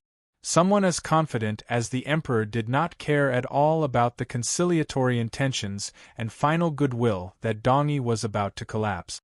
In the emperor's view, this was Dongyi's last cry of sorrow. If the Qing kingdom could spend less money to obtain Dongyi's land and wealth, it would be worth it. However, if the conditions Sigujian raised were nonsensical to the Qing emperor, the Qing emperor would not be afraid to raise the knives and spears in his hands and turn this cry of sorrow into a wretched cry. Given Fan Xian's analysis and understanding of the personalities of these two powerful men, the conditions Sigujian was about to raise were certainly something the Qing emperor would not be able to accept. This was the biggest problem he faced on this trip. The diplomatic group did not waste too much time in Yanjing. Early the next morning, Fan Xian left the city under the escort of Wang Jikuan and Mei Zhili. He met up with the 4th Bureau of the Overwatch Council, who had hurried over from Jiangnan and headed toward the official road. The group of carriages headed toward the Qing border. Before they had completely left the escorting soldiers of the Yanjing camp, they met up with another group. Under everyone's confused gazes, a merchant climbed into Fan Xian's carriage. "You've worked hard." Fan Xian patted Shi Chanli's shoulder. During these years, 3 of Fan Xian's 4 disciples had worked hard in the Qin court. Only Shi Chanli, who had failed to pass the imperial examinations, had become Fan Xian's personal helper. He had been in Jiangnan and in the luxurious counties outside the borders, opening Baoyue brothel with Sang-Wen and secretly helping Fan Xian organize his sources of intelligence. In a low voice, Shi Chanli explained the recent situation of Baoyue brothel to Fan Xian, as well as some small news he had heard in Dongyi. "Looks like 13th Wang was right. There is internal strife in Dongyi. This time, everyone thinks the Qin kingdom is going to pick the fruit. Who would have thought that the fruit could also be poisonous?" Fan Xian listened for a moment and then smiled self-mockingly. "However, I don't know where the master of Dongyi gets his courage to oppose the Qin kingdom when Sigujian is about to pass away. The northern Qi people are certainly supporting him in secret. Even within the Sword Hut, there are many people who are unwilling to get close to the Qin kingdom. These things are not up to them whether they want to or not." Fan Xian sighed. "Power decides everything. Once Sigujian dies, Northern Qi and Dongyi will no longer have great grandmasters. The two sides can only meet on the battlefield. Northern Qi's territory is vast, the people are rich, and the soil is fertile. They have the power to fight the Qin kingdom. However, Dongyi is built on trade. They are rich but not very strong. How can they be a match for the Qin army? The key problem is that Sigujian was injured by the emperor. Everyone in the Sword Hut hates the Qin kingdom to the bone. They would probably rather fight to the death than submit and become subject. Shi Chanli had lived the life of a boss these years, and had grown fatter. There was no white hair on his head. Compared to his youthful and wretched appearance of the past, he had changed a great deal. The only thing that had not changed was his loyalty and respect for Fan Xian. Since last year, he had stayed in Dongyi to investigate the intentions of the Sword Hut. He knew the danger hidden under the deathly silence of the Sword Hut. He couldn't help but worry for his teacher. The key is still Sigujian's attitude. Fan Xian lowered his head and closed his eyes. Rising and falling with the advance of the carriage, he smiled bitterly and said, "If he is truly an idiot with a twisted temper, there will probably still be a great fight. However, if there really is to be a fight, then what about 13th Wang? If the news you've sent these years is true, then 13th Wang will be his successor. Such a powerful and forceful attitude forces me to think again and again on behalf of Dongyi. Sigujian can't have made this move for nothing. That's another question. Whether Dongyi leans toward the Qin kingdom or Northern Qi is one thing. However, who will be in charge of the Sword Hut after Sigujian is another important matter," Shi Chanli said worriedly. "Although Sir 13 is deeply favored by Sigujian, it is Yun Jilan who is the first disciple of the Sword Hut. He has many friends and is very popular. He also has countless disciples and juniors supporting him. Additionally, he has the support of the manor of the master of the city and Northern Qi. If Sigujian dies, I'm afraid Yun Jilan will not give Sir 13 any chance." Fan Xian opened his eyes. A cold light flashed through them. He muttered to himself, "Are we going to have to kill the entire family like many years ago before the Sword Hut can decide who it belongs to?" He was talking about an old matter that happened many years ago in Dongyi. Sigujian had caused people's hair to stand on end and killed hundreds of people in his family. He didn't even let his own parents go. His infamy as a madman and idiot spread like wildfire. At the same time, it allowed the Overwatch Council to pick up a shadow until today. Shi Chanli was silent. He didn't know how to reply. "The master of Dongyi will certainly not accept our conditions," Fan Xian said quietly.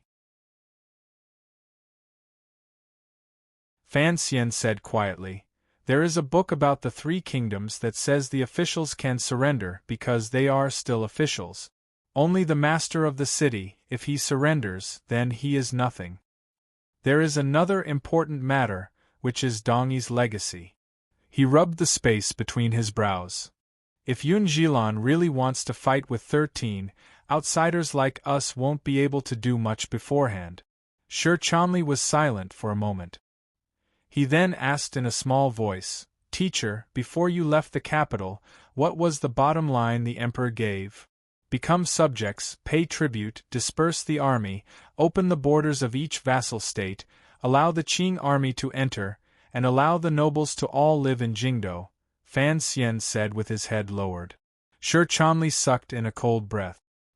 He thought that once these conditions were laid out, it would be the same as crippling Dongi. The emperor's appetite was too big. He wanted to use the power of the country to carry out intimidation and subdue the enemy without a fight. No one in Dongi would dare to accept such humiliating conditions. Of course, the length of time can be discussed later. There is no need to fight for a moment, Fan Xian said quietly. Fan Xian asked quietly.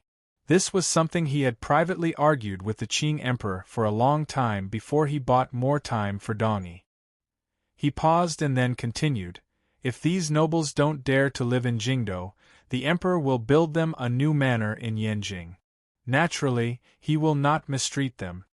Shi Chanli suppressed the shock in his heart and shook his head. No one will agree. Such conditions are the same as putting their heads on the chopping board of the Qing kingdom. I'm afraid they would rather fight to the death.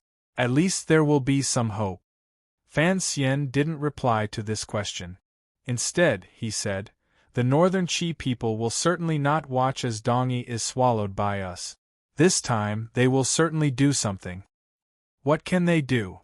Fan Xian lifted the curtains and looked at the green trees on the road.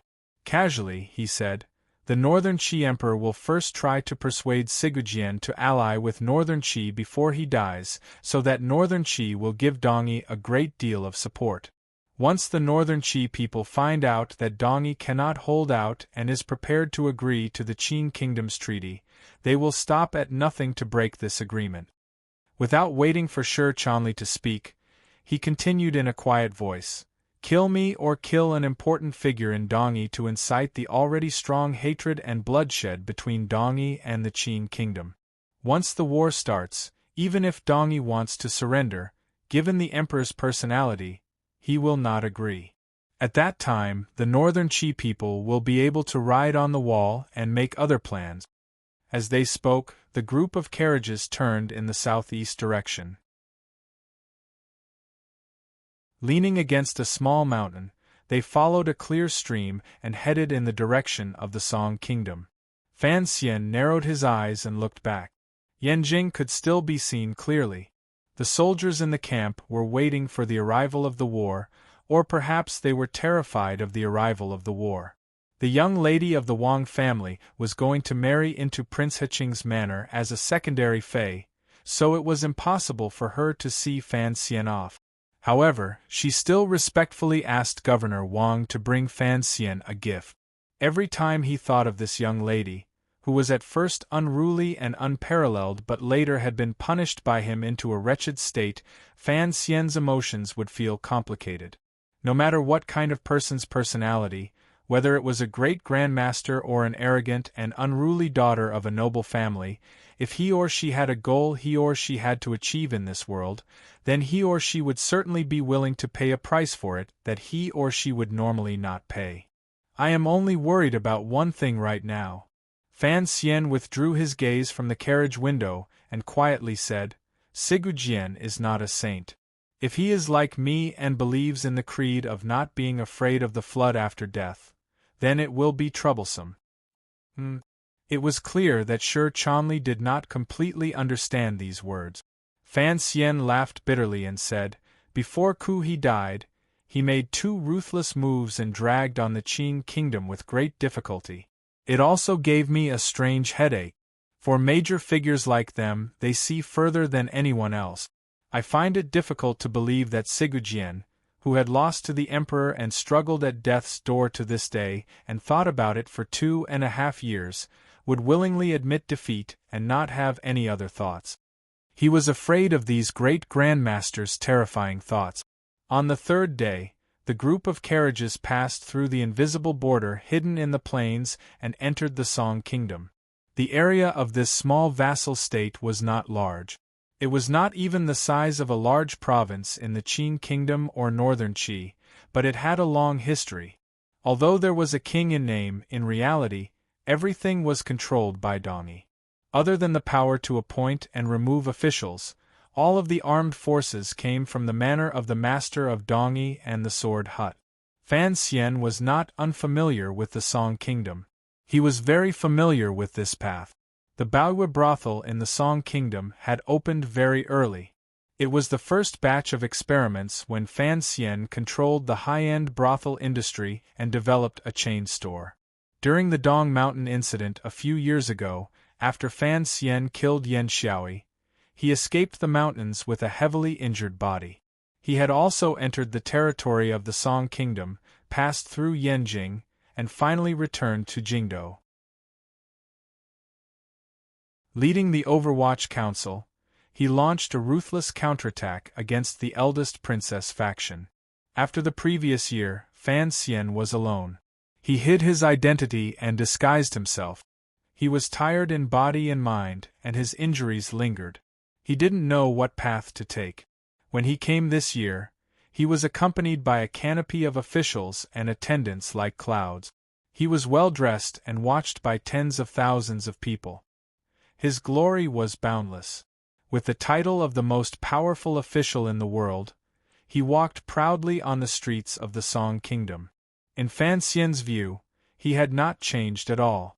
What had truly changed was the comparison of power among the three powers under heaven. Refusing the Song Kingdom's warm reception and avoiding the cautious and complicated gazes, Fan Xian and his group moved into Baoyue brothel. After all, it was his own business, so he was more at ease in terms of safety. Moments after they entered the brothel, a Song Kingdom official came with a nervous expression to report that a guest had arrived and requested to see Sir Fan Jr. Fan Xian's expression froze slightly. Looking at the official's nervous expression, he knew who the guest was. He couldn't help but smile. He thought that it was quite a coincidence that he had just arrived, and the Northern Qi people had also arrived. He rose and walked out of the hall. Raising his hands in a salute, he smiled and said, "Brother Wei Hua, I didn't expect it to be you."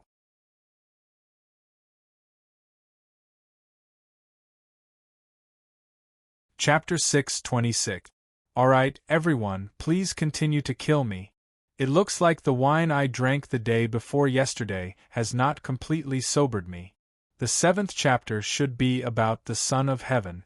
Why is it about having fun in front of the palace again?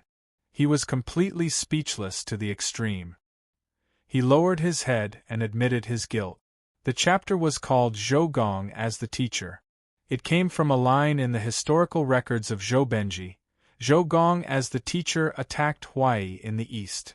It referred to Fan Xian entering Dongyi. It was a spring day. Zhou Gong slept soundly, and so did Fan Xian. Of course, I found this part on Baidu. P.S. Today is the last day the monthly votes will be doubled. Given my condition and level of effort these 2 days, I truly do not have the confidence to ask for a vote. However, I will still shout. I will not release a single chapter to ask for vote. I promise everyone that for the rest of this month, I will let me, who is writing, and you, who is reading, live happily and of high quality. Amitbav, those who believe in me, please bestow a monthly vote. Fan Xian and Wei Hua, the two heads of the greatest special agents in the world, were like two pure and open-minded scholars holding hands and exchanging pleasantries. They were filled with admiration and speechlessness. Immediately, they sat down hand in hand and drank and chatted merrily. They thought back to the foreign affairs of Shangjing in the past and quietly talked about smuggling. When they were happy, they laughed loudly. When they were emotional, they had 1,000 thoughts. Such a sincere display stunned the accompanying officials of the Song Kingdom, as well as the officials of the Board of Rites from Northern Qi and the Qing Kingdom, and their attendants. They wondered if the two of them had such a good relationship. Immediately, everyone understood the reason and sighed with admiration. They thought to themselves that, in the end, he was the head of the top special agents. With such a shameless and hypocritical nature, it was indeed a meeting of talent. They appreciated each other and couldn't help themselves. After sitting and chatting for a while, everyone knew that since the two of them had met in the Song Kingdom, they would represent the large power behind them and carry out a test. They would use words to force out some knives and swords. If they were to stand to the side, they would only see the two of them laughing. Very consciously they retreated. After the serving girls finished serving, they also retreated. The most luxurious single room in Baoyue brothel immediately sank into silence. Fan Xian did not sit at the table. Instead, he sat down on a carved wooden chair to the side. His gaze was very calm. Looking at Wei Hua, he said, "You arrived yesterday and came to my door today. You really aren't going to give me a chance to breathe." Wei Hua smiled and picked up a hot towel from the table to wipe his face. He walked to Fan Xian's side and sat down. After thinking for a moment, he quietly said, "Although everyone can guess that Sir Fan Jr. will come personally, if they don't see it with their own eyes, how can the millions of people of the Qi Kingdom be at ease?" Fan Xian's eyes narrowed slightly. He smiled and said, "What? Are you here to seek justice for the people of Daqi?" Last year, the Overwatch Council had launched an attack in Xilyang and caught all of the Northern Qi spies and secret agents who had infiltrated Dingqing and Qingzhou and colluded with the Hu people. They had killed countless people. This matter caused the Northern Qi court to become furious after a great shock. The superficial peace that the Northern Qi Emperor and Fan Xian had done their best to maintain finally tore a large hole in it. There was no one else in the hall. Fan Xian and Wei Hua would not continue to chat about the weather. Their voices became light and icy. Wei Hua glanced at him and said in a cold voice, "Sir Fan Jr., when you and I worked together in the past, it could be said that we trusted each other. Last year, you did something like this without any warning. Didn't you go too far?" Fan Xian's brows rose. A ruthlessness flashed in his eyes. "You colluded with the Hu people and killed the people of the Qing Kingdom. Did I have to tell you before I did something? Who do you think you are?" Wei Hua's heart trembled slightly. Only now did he know that Fan Xian was no longer the gentle and amiable young man who had just come out into the world in Shangjing. He was silent for a moment and then said, "Don't bring up old matters. However, I don't know what exactly Sir Fan Jr. is thinking about going to Dongyi to attend the opening ceremony." "Are you stupid?" Fan Xian said with slight mockery. "I am the Duke of Danbua of the Qing Kingdom. What I am going to Dongyi this time is for the benefit of the Qing Kingdom. It's not like you don't know, so why ask?" Wei Hua furrowed his brows and felt a chill in his heart. He thought that although the emperor was talented and managed the court affairs in an orderly manner, the situation in the world was here. The Qing Kingdom was as powerful as it was yesterday. If he wanted to persuade the Sword Hut and the master of the city to not be overwhelmed by the Qing Kingdom's power, it would be a difficult task. Particularly since the Qing Kingdom had sent Fan Xian, a person he had never seen clearly. His heart was beating like a drum. He did not have much confidence. "Someone asked me to ask you something," Wei Hua said as he sat by Fan Xian's side. Wei Hua sat beside Fan Xian. Lowering his voice, he said, "Does the agreement in the restaurant still stand?" After these words were said, Fan Xian's expression changed slightly. A difficult-to-grasp self-mockery shone through his eyes. Quietly he said, "What agreement?" Wei Hua's expression did not change. However, his brows furrowed a little deeper. Perhaps even he did not know what the emperor wanted him to ask about the agreement. His throat was a little dry as he asked, Are you prepared to break your promise? Hearing these words, Fan Xian furrowed his brows slightly. Standing, he said, "First, there has never been any agreement. Second, should you be the one to tell me about such things?" Although Wei Hua was the commander of the Northern Qi Brocade Guard and had the Northern Qi Emperor's trust, his status in the country was far below Fan Xian's. Fan Xian was certain that the other party did not have the right to negotiate with him. "Dongyi is a large piece of venison." Fan Xian turned to look at him and said, "Those who are capable will have it. I will not give it to them." Wei Hua rose and replied calmly, "The Qi kingdom will not give it to them either." The atmosphere in the hall gradually froze. Slowly releasing the will of knives and swords, the coldness immediately rose. It froze the precious and steaming dishes on the table until they didn't dare to breathe. Fan Xian only laughed and sat down at the table.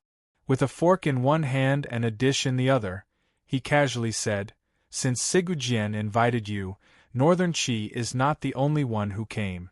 I am very curious as to who your true leader is." Naturally, Wei Hua would not answer this question. The coldness in his heart grew stronger and stronger.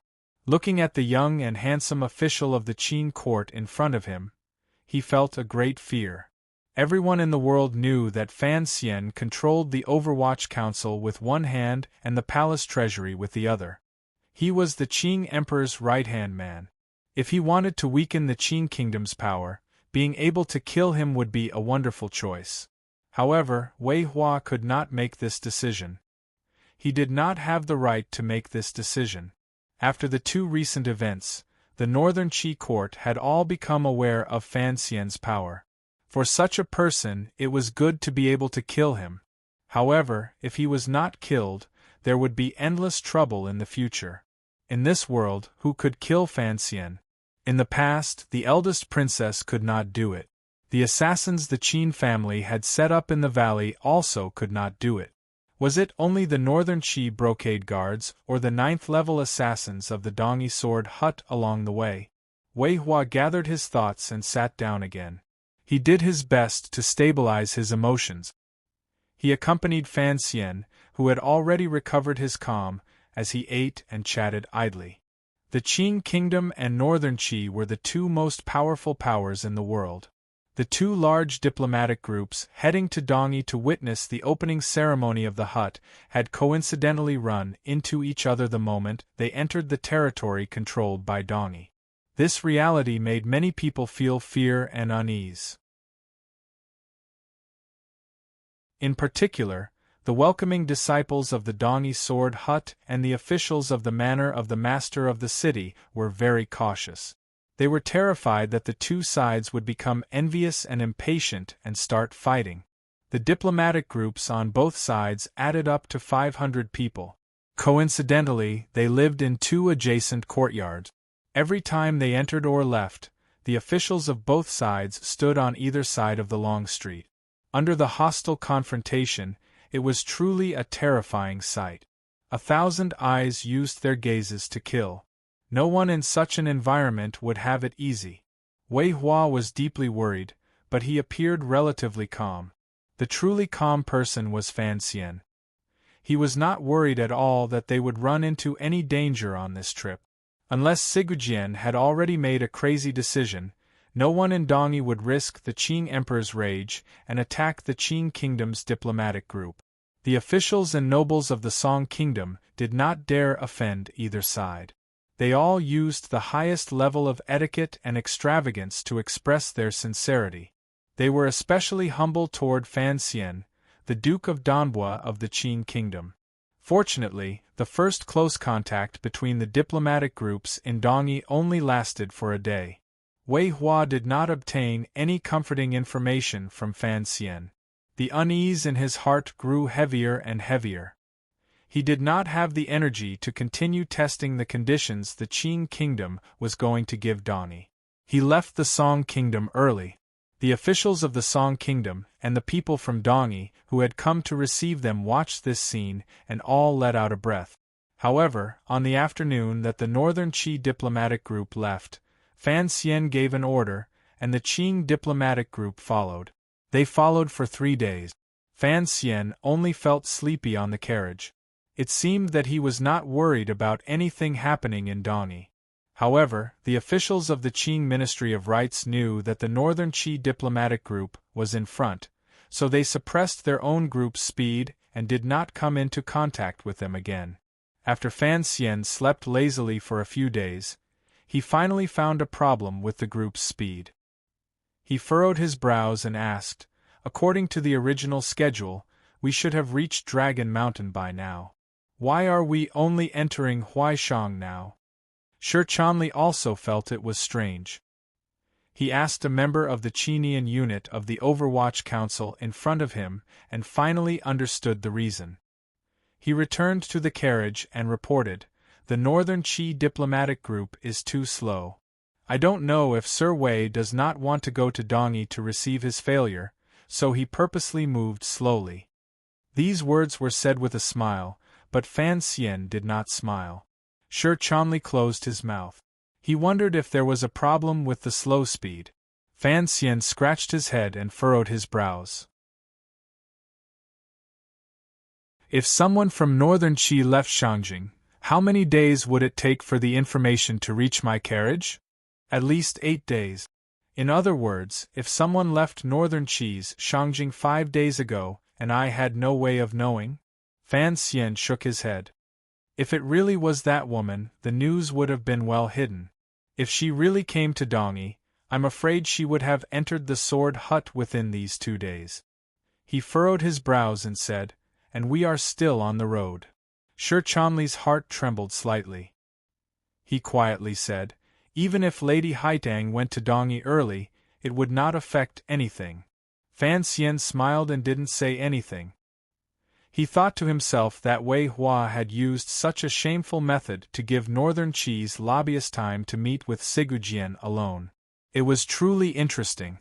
However, what was interesting to Northern Qi was rather boring to Fan Xian. So, when the diplomatic group's majestic carriages entered Dragon Mountain, he summoned the officials of the diplomatic group and the subordinates of the Overwatch Council and made a decision that left his subordinates dumbfounded. No one dared to oppose Fan Xian's decision. Another spring had arrived. Willow catkins filled the sky and floated down for thousands of li, like snowflakes swaying in the warm wind. They soared up, covering the city walls and the light of the sea. It made pedestrians cover their faces and scurry away in collective grief. There was no sense of enjoyment at all. 2 traveling merchants wearing bamboo hats stood in the sky full of flying catkins. It was clear that these were 2 strangers from outside the city. They did not dislike these annoying catkins at all.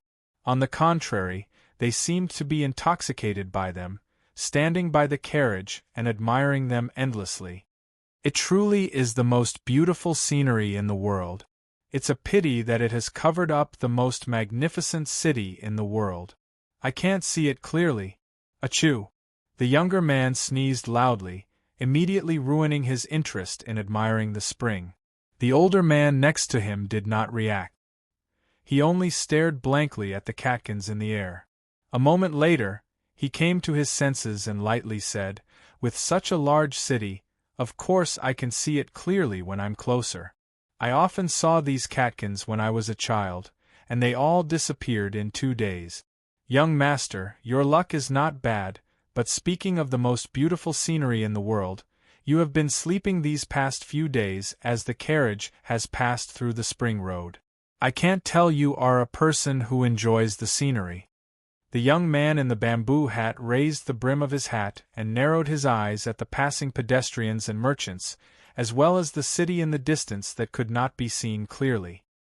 He revealed his ordinary and proper face, and a glimmer of a smile flashed through his eyes.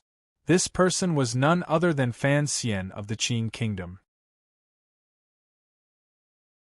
For some reason, he had braved the risk of leaving the diplomatic group and only brought the man next to him to Dongyi. Although Dongyi probably would not act against Fan Xian right now, who knew what kind of arrangements Northern Qi had made here? Fan Xian should not have taken such a risk. However, he had a complicated premonition that he had to come early. Otherwise, Sigujien might fall to the north. In terms of safety, he was not too worried. Although Dongi was filled with 9th level aces, he was already a top 9th level ace. Additionally, he had the best assassin in the world at his side. If he could not win, it should not be difficult for him to escape. With the shadow at his side, it was as if he had half of the 6th Bureau of the Overwatch Council. Fan Xian turned his head to glance at the shadow and couldn't help but smile slightly. On this trip to Dongi, he had the shadow reveal himself and follow him by his side. Presumably, his enemies, who knew him incomparably well, would not be able to guess. Having left home at a young age, Fan Xian knew why the shadow was showing such a different emotion than usual, and why he had suddenly become so talkative. Before Uncle Wu Zhu left, he had become more and more talkative. As his #1 admirer, the shadow was also becoming more and more talkative. In Fan Xian's eyes, this was a good thing. "Have you never come back after all these years?" Fan Xian suddenly thought of something and asked in surprise. The shadow pushed down the brim of his straw hat, blocking out the falling cotton and covering his face. Coldly, he said, "I can't kill him. Why would I come back?" Fan Xian smiled and didn't say anything more. The massacre in Dongi back then was too strange. Other than using Sigujien as a crazy idiot to explain it, there was no other explanation. However, Sigujien was a great grandmaster. No one dared to ask him anything. Even if Fan Xian wanted to help the shadow resolve the tragic past that had affected his life, he couldn't find any clues. "Your idiot brother is about to die." Fan Xian patted the shadow's shoulder and sighed. "A person's death is like a lamp going out. In the future, when the family is reunited on the road to the underworld, we can go ask." The shadow's shoulders froze. "He must die by my hand." Fan Xian's heart tightened. He didn't know whether he had done the right thing or wrong thing to bring the shadow back to Dongi. Although the shadow had not returned to Dongi for a long time, he had, after all, grown up in this large city before he was a youth. He still remembered the directions of the streets clearly. The description of the willow catkins was not wrong. By the time the two of them came close to Dongi, the flying cotton in the sky had already sunk into the earth and no trace of it could be found. Fan Xian jumped down from the shaft of the carriage and looked at the bustling marketplace and hurrying merchants around him. He sighed emotionally. It is indeed a shopping center.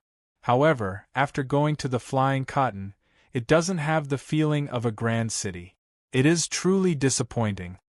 He was indeed disappointed. Rumor had it that Dongi was the largest city in the world. Unexpectedly, when Fan Xian actually saw the city, he found that this so-called largest city had no city walls. It was just countless marketplace buildings pieced together. "Dongi was built very late," the shadow said in a cold voice to the side. "From the beginning, they never built city walls." Fan Xian looked at the gray buildings that filled his field of vision and the layers of street. He was secretly shocked. The area of Dongi was truly frighteningly large.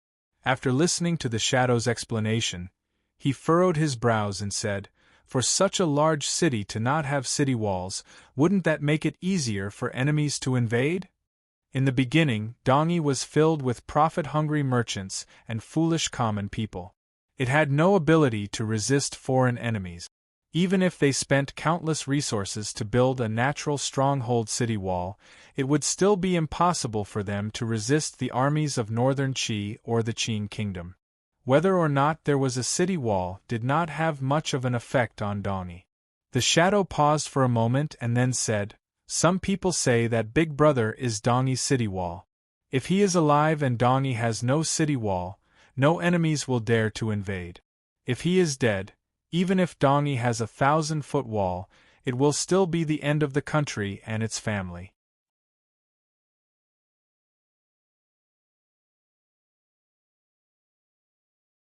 Chapter 627.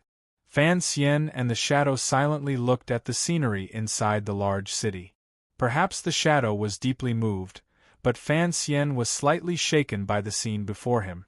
Perhaps the shadow was deeply moved, but Fan Xian was slightly shaken by the scenes reflected in his eyes. Dongyi indeed lived up to its name as the largest city in the world. It took up a lot of land. Their carriage traveled through the city for a long time, but they were still far from their predetermined destination. Along the way, they saw all kinds of buildings and bustling crowds moving through them.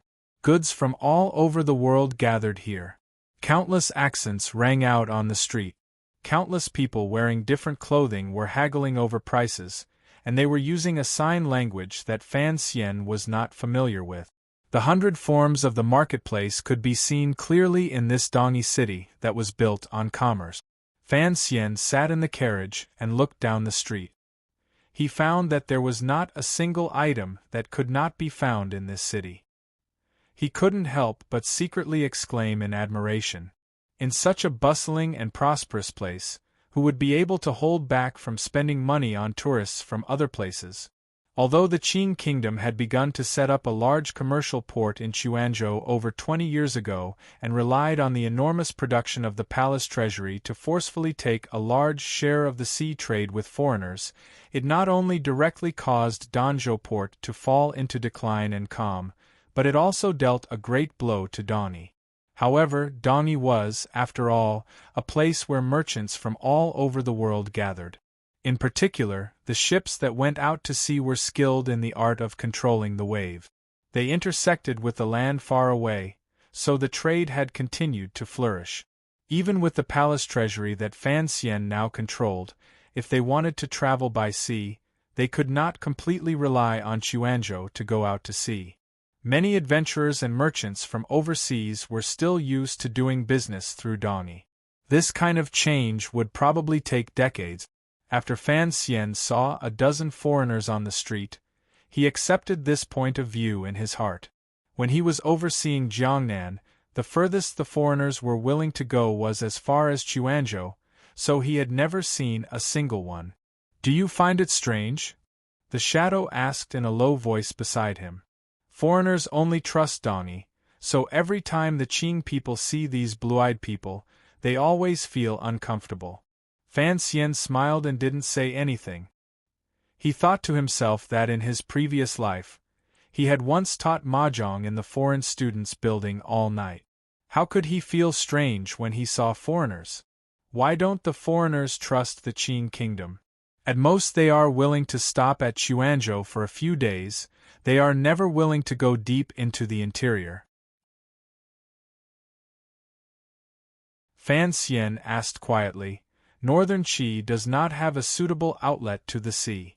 That is one thing, but we have already built 3 large ports in the Jiangnan area. In particular, the Quanzhou port has been built for over 20 years. Why have we never completely taken away Dongyi's position?" "I'm not too sure either." The shadow pressed down the bamboo hat and coldly said, "But I heard that 20 years ago, the Quanzhou Navy had a good relationship with the foreigners. Later, something happened to the Quanzhou Navy, and many of the foreigners were scared away." Fan Xian raised his eyebrows and didn't ask any more questions. On his way into the city, he had been looking in all directions and listening in all directions. He had carefully savored the atmosphere of the marketplace that was particularly different from that of this land. He had gradually come to understand the reason for this. Dongyi had always been able to occupy the center of the world's commerce because the people there valued freedom. Merchants used their words and actions for profit. On the streets, other than the officials from the manor of the master of the city, who maintained public order, there were not many officials. Although he hadn't had the opportunity to personally see the specific process of trade, Fan Xian already had a strong feeling that Dongyi's trade basically already had some kind of contract. Regardless of whether it was the manor of the master of the city or the sword hut, neither of them would try to control the actions of the merchants. They would only draw up general market regulations. In comparison, although the Jiangnan area of the Qin kingdom was also developed in commerce, this kind of development and prosperity was, to a large extent, based on the overly special product of the palace treasury. Jiangnan's commerce relied on the unique production of the palace treasury, so it could be completely set by the court, or rather, by itself, with very little fluctuation. The commerce of the Qing kingdom's Jiangnan was a kind of commerce that was monopolized by the court. Regardless of whether it was the incomparably illustrious Ming family, the Lingnan Xiong family, or the Quanzhou Sun family, they were only the recipients of the palace treasury. If the court wanted these three families to die, then they had no choice but to die. The court did not care about the sanctity of contracts with merchants. However, Dongyi's business was rooted in the foundation of equal trade. No power could be like the Qing court and shamelessly use force. No one could be like Fan Xian, who could use the power in his hands to make the Ming family vomit 3,000 liters of blood and innumerable losses. It was clear that, for merchants, the latter kind of prosperity was more reliable, long-lasting, and worthy of trust. Dongyi was like a gathering place, an autonomous territory for the world's merchants. They used their sweat or cunning to seek benefits. Their life and death were up to heaven and not imperial power. Fan Xian pulled his gaze back from the door of a large merchant house. An absurd feeling suddenly welled up in his heart. If Dongyi truly leaned toward the Qing kingdom, given the emperor's powerful desire for power, how could he be willing to remain unchanged for 50 years? How could he be willing to have so many merchants not listen to his orders in the territory he ruled? If the glory of the Qing kingdom's powerful imperial power truly descended upon Dongyi, would this prosperous and free or secretly dirty city still be able to maintain its current vitality? Fan Xian and the Shadow chose an unremarkable inn to stay in. After settling down the carriage, they walked onto the main street and merged into the crowd. It was still early, so it was not yet convenient to do what they wanted to do. Thus, these two powerful warriors, each with their own thoughts, decided to imitate the situation of women and once again wandered the streets in the noisy seaside city. The reason Dongyi was so large, other than the shocking amount of trade that attracted merchants from all over the world, was because all kinds of strange people gathered here, such as the great bandit Wang Qinian, and even earlier, the young lady of the Yi family and her blind, young servant at her side. With strange people, there were naturally legends and legends, adding to the glorious and threatening name of Sigujian, who knew how many vagrants and homeless people had come to settle down and seek a living. Countless young people from northern Qi and the Qing kingdom had come to travel. Even the Hu people far away on the grasslands and the snowman people in the north had once traveled tens of thousands of li year after year. The population of Dongyi increased, and the city grew larger and larger. Looking at the various styles of buildings on the main street, Fan Xian clicked his tongue in wonder. He thought to himself that the Bund of the past was nothing more than this. However, the Bund had mostly been Western buildings, while the buildings in Dongyi were of various styles from the mainland. Northern Qi inherited the black and green flying eaves from the Wei kingdom, the Qing kingdom's solemn and square buildings, the domed houses on the grasslands, and Nanzhao's gilded rain and arrow towers. It was said that back in the day, the Western people's buildings had been in the limelight in Dongyi. Later, following the rise of the Yi family, the Western people's position fell completely. The trade on this land began to move in the direction of import. The reason was simple. They could not make the silk, tea, and porcelain that the Western people wanted to buy. The Yi family could also make the expensive glass and mirrors that they used to sell. Furthermore, they made them better and sold them cheaper. Thus, it was very difficult for the kingdoms in the overseas continents to trade on the sea because Dongyi no longer needed their goods. Instead, they were required to use silver to settle accounts. If it weren't for the large amounts of silver mines that were rumored to have been discovered somewhere in the wild lands a dozen years ago, their national coffers would have long been emptied by the cunning and ruthless merchants of Dongyi, as well as the Yi family that had fallen from the sky. They would no longer be able to support the extravagant needs of the nobles in their country. After listening to Fan Xian's rueful words, the Shadow coldly said, "The Western people are no different from us. However, their martial arts are like their sorcerers. They look good, but they are actually completely useless. Thus, they can only allow us to exploit them. They only come to complain every year." Hearing these words, Fan Xian couldn't help but smile. He still remembered the first moment he was reborn into this world. He saw the shadow beside him fly over like an eagle and instantly kill a sorcerer. The sun was slightly setting, but Dongi was still as lively as before. Although the shops gradually showed signs of closing, the places of pleasure in the middle of the streets were preparing to light up their red lights. "Have you finished looking?" the shadow suddenly asked. Fan Xian used his fingers to gently pull on his straw hat. After a moment of silence, he said, "Yes." He was a traveler from another world, but in this world, he could not be a simple traveler. After the rare half-day tour of Dongi temporarily came to an end, Fan Xian was going to return to the darkness, leaving behind the joy and gratification of sightseeing and picking up his black dagger again. The shadow tilted his head slightly and turned to the right.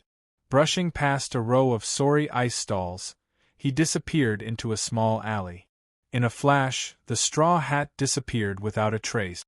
The setting sun in the west lost the honor of shining on the East Sea. Miserably, it was blocked off by the various tall buildings in Dongi and turned into patches of darkness. Fan Xian walked in and covered his track. The manor of the master of the city in Dongi was brightly lit. Although it was not completely night and there was a lingering warmth of the setting sun still shining on the tall eaves of the manor, the servants in the manor had long lit the lamps. It was as if they were all afraid of the arrival of the night in Dongi. In a few days, the diplomatic groups from the Qing Kingdom and Northern Qi would arrive in Dongi. Everyone knew that the great Grandmaster of the Sword Hut was about to decide the future direction of Dongi after the opening of the hut. However, everyone knew that once the Sword Saint passed away, no matter what Dongi chose, it would be an endless dark night descending for these common people who were happy in the name of free merchants. Of all these people, the most nervous was the master of Dongi. Regardless of whether Dongi became a territory outside the Qing Kingdom or Northern Qi, there was no need for him, the master of the city in name, to continue to exist. He was the master of the city in name because the true masters of Dongi were Sigujian and the Sword Hut. He only enjoyed the glory and wealth, and carried out simple administrative work on behalf of them. The master of the city looked worriedly at the middle-aged swordsman sitting across from him. Faintly, he sighed and said, "Master Yun, to say something inauspicious, it looks like the Sword Saint is not going to make it. As the head of the Sword Hut, you have to make a decision." Yun Jilan, the first disciple of the Sword Hut, lowered his head slightly and maintained his silence. After a long time, he said, "Teacher knows his limits. There is no need for you to worry too much. Even if I don't worry for myself, I have to worry for the people in this city." The master of the city stared into his eyes and said, "If we really surrender to the Qing Kingdom, at worst, I will go to the Qing Kingdom's Jingdo to be a free and unfettered marquis. Dongi has worked hard to build this city. Are we really going to give it to our enemy, the Qing Emperor, with both hands?" Yun Jilan knew that the master of the city purposely spoke in such a dignified manner because he was worried about his own path of escape once the city fell and the hut fell. If this person actually dared to go to Jingdo to be a free and unfettered marquis, why would he ask him so seriously today? Everyone knew the Qing Emperor's ambition and terrifying ruthlessness. If the master of the city went to be a free and unfettered marquis, he would probably be greeted with a cup of poisoned wine within 2 years. Yun Jilan had to admit that his thoughts were the same as those of the master of the city.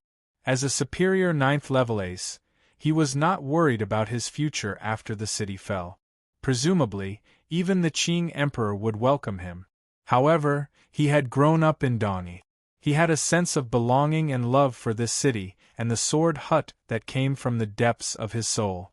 No matter what, he could not accept Dongi surrendering without a fight and being absorbed into the Qing Kingdom's territory. If they could remain independent of the two powers in the world, it would be Dongyi's best future.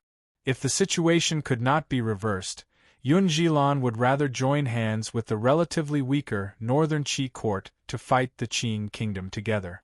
Yun Jilan furrowed his brows slightly. His eyelids fluttered weakly, revealing two cold lights that flashed through them. He knew that an important figure was in the sword hut having an important conversation with his teacher. If this negotiation was successful, then Dongyi would stand up bravely and carry out a decisive resistance against the powerful Qing kingdom. Yun Jilan raised his eyelids and looked at the master of the city.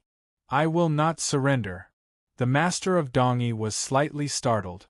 It was as if he had not expected the other party to agree so readily. Truthfully speaking, the master of the city had been tossing and turning restlessly these 2 years.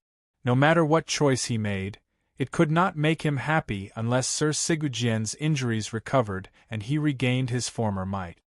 He looked at Yun Jilan hesitantly and said, "But what exactly does the Sword Saint mean? I haven't seen him for more than 2 years." Yun Jilan did not answer this question. His expression was slightly strange. Even now, he, the first disciple of the Sword Hut, was not sure what his teacher was thinking. Was it to fight or surrender? However, he immediately calmed down.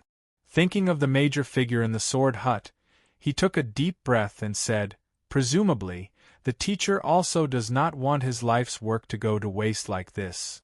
The master of the city furrowed his brows deeply and glanced at Yun Jilan. Probingly, he said, "Everyone under heaven knows that the Sword Saint was injured by the Qing Emperor on Dong Mountain 2.5 years ago.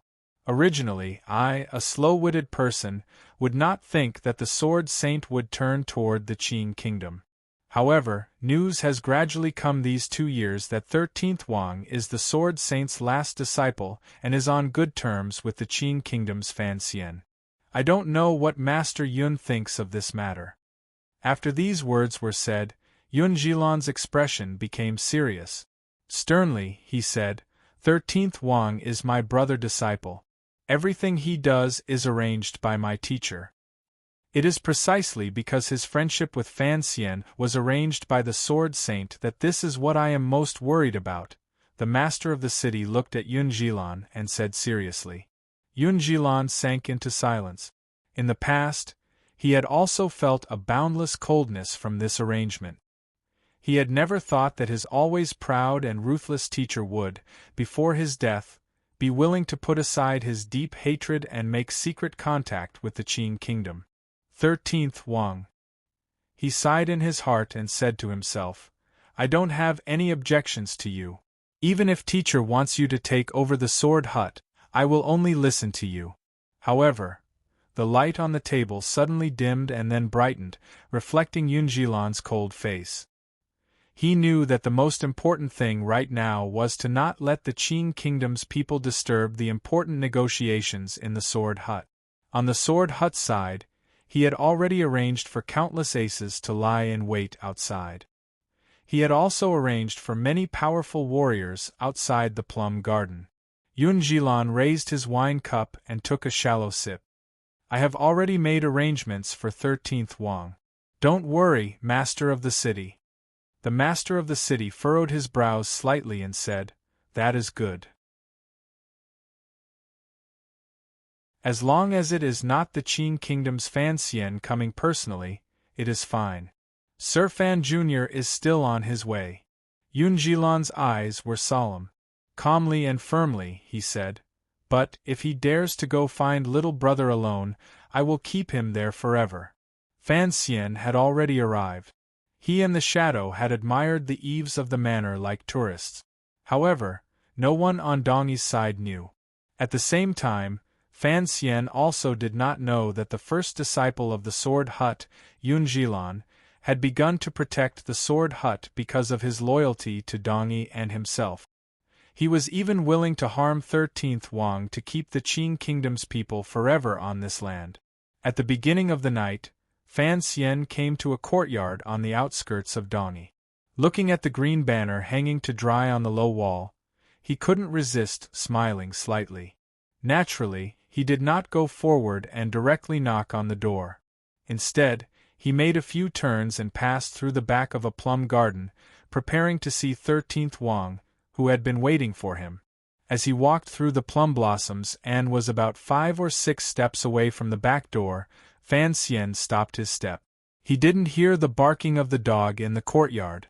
13th Wang had once told him that he raised a mutt with the best nose when they were chatting. Dogs could be made into dog meat hot pot, but plum blossoms would not be the only one left. Fan Xian's fingers curled slightly. His eyelids lowered as he stared at the plum blossom in front of his feet. He knew there was an ambush here, and that the people lying in ambush were all aces. When his figure paused, he felt a gust of wind sweep past in front of him and cut down a plum blossom. Immediately after, powerful sword intents seeped in from all directions.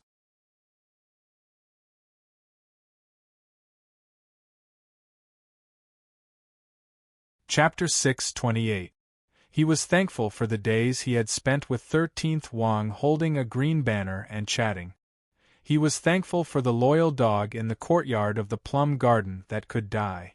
At the most dangerous moment, Fan Xian stopped his steps a moment earlier than he should have. He stepped just outside the circle of sword qi. His sudden pause and landing caused one of the aces who had been accumulating power for a long time to finally lose control of the sword intent in his hand. It broke through the air and landed in front of Fan Xian, revealing his figure. A streak of sword intent landed in the air. Immediately after, a number of sharp sword intents followed. Although they had not reached a perfect realm, they still attacked Fan Xian's body from 3 directions like venomous snake. Fan Xian's left temple felt like it had been pricked by a needle. He blinked his right eye and felt slightly sore. At the same time, he felt the hairs on his right arm begin to stand up one by one. He felt danger. Since the Qin family's attack in the valley and Yan Xiaoyi's arrow pointing at him with his godly bow, this was the most recent and coldest danger. 5 streaks of sword intent. Other than the person who had struck at the plum garden earlier, who was slightly weaker, the other 4 were all aces. At first, it was just a calm night in the plum garden. Suddenly, terrifying sword intents seeped out and faintly controlled the directions Fan Xian could escape in. Just as Fan Xian had sighed with emotion earlier, Dongyi was a strange place with as many aces as there were clouds in the sky. 4 9th-level aces had appeared on such a normal night. Such an ambush was truly frightening. However, Fan Xian still had his head and eyelids lowered. Feeling the sword intents in 3 directions around him, he did not move at all. Those 5 swords did not move. The sword intent was initially fierce and vigorous, but it quickly returned to a neutral and peaceful atmosphere. However, this neutral and peaceful atmosphere was mixed with an aura of absolute determination. It was like a few enraged venomous snakes that were lifting their slender and long bodies, slightly leaning backwards, staring at the prey in the field, ready to give it a fatal blow at any time. There was a hissing sound in the air, as if some invisible power was tearing apart the empty space. It formed countless lines condensed from sword qi in the air, cutting the space in front of the plum garden into countless small areas. If someone dared to walk into these areas, they would definitely be cut into countless pieces by the sharp sword qi. It looked like he was just stopping some people from entering 13th Wang's residence, but Fan Xian did not think so. He felt a hidden murderous aura. The reason these swords had been accumulating power and not attacking was because of Fan Xian's miraculous landing at the beginning. This step just so happened to land on the edge of the encirclement, luring out the plum-cutting strike. At the same time, it caused the sword qi formation that had been prepared for a long time to stagnate slightly. These 9th-level swordsmen of the sword hut who were lying in ambush clearly did not know who had come. However, from this step, they could see the other's level of cultivation. They knew that if they acted rashly, they would give the other a sliver of an opportunity. Although this opening or opportunity was not large, since it was 4 ninth-level aces attacking at the same time, they had no intention of letting the incomer return alive. He could not be the Qing Kingdom's Yi Luyun or that unfathomable emperor. Of the 5 swords, one of them sank into silence. The other 4 remained hidden in the darkness.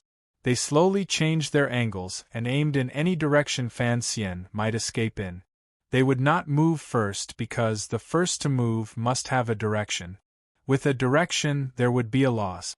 This lost opening was something Fan Xian wanted to use. Thus, Fan Xian did not move.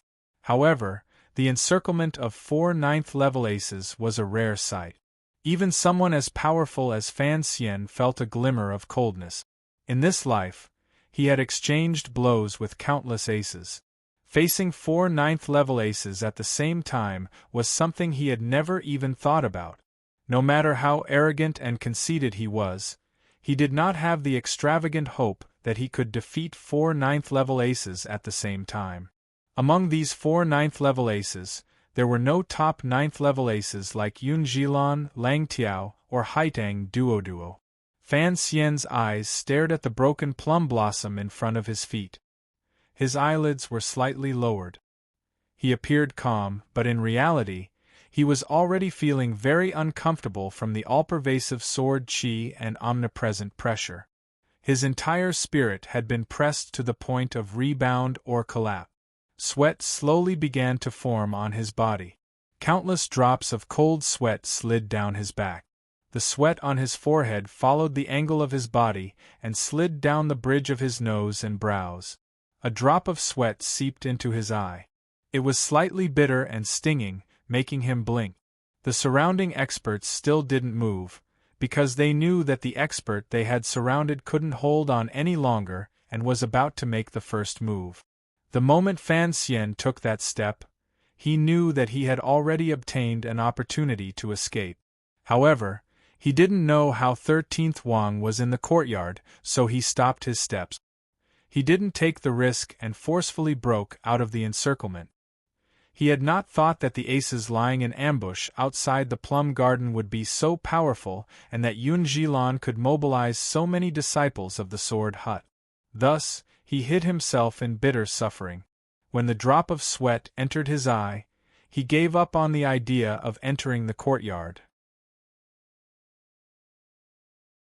Closing his eyes, he gave up on the idea of entering the courtyard. Closing his eyes, he gave a clear whistle and spat out the impure air in his body. His large and small circulations began to circulate wildly. Using the purest tyrannical jinqi in his body, he abruptly charged backward. In the dark night, dust flew up. With a bang, Fan Xian disappeared without a trace. Turning into a gust of wind, he rushed backward. If it had been anyone else among the assassins, they probably would not have been able to react to Fan Xian's tyrannical jinqi circulation speed. They could only watch as he frantically left. However, the assassins were all 9th level, god-damned 9th level. When Fan Xian closed his eyes, a streak of sword qi came lightly from the right side of the sky.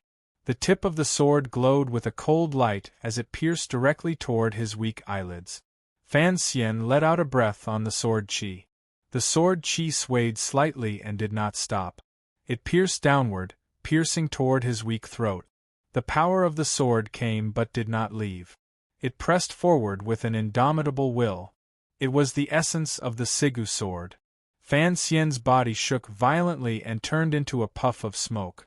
Relying on his powerful speed, he forcefully escaped the damage of this sword intent. Almost at the same time, a normal steel sword mysteriously appeared in his path of retreat. Because Fan Xian had retreated quickly, the ace of the sword hut was unable to stop his figure. However, the sword could. This normal steel sword left his hand and flew just in time below the lightning-like figure, slicing horizontally across Fan Xian's left calf. Fan Xian's speed could not be reduced. Once he slowed down, he would be surrounded by the 4 level 9 experts, and he would no longer have a chance to break out of the encirclement.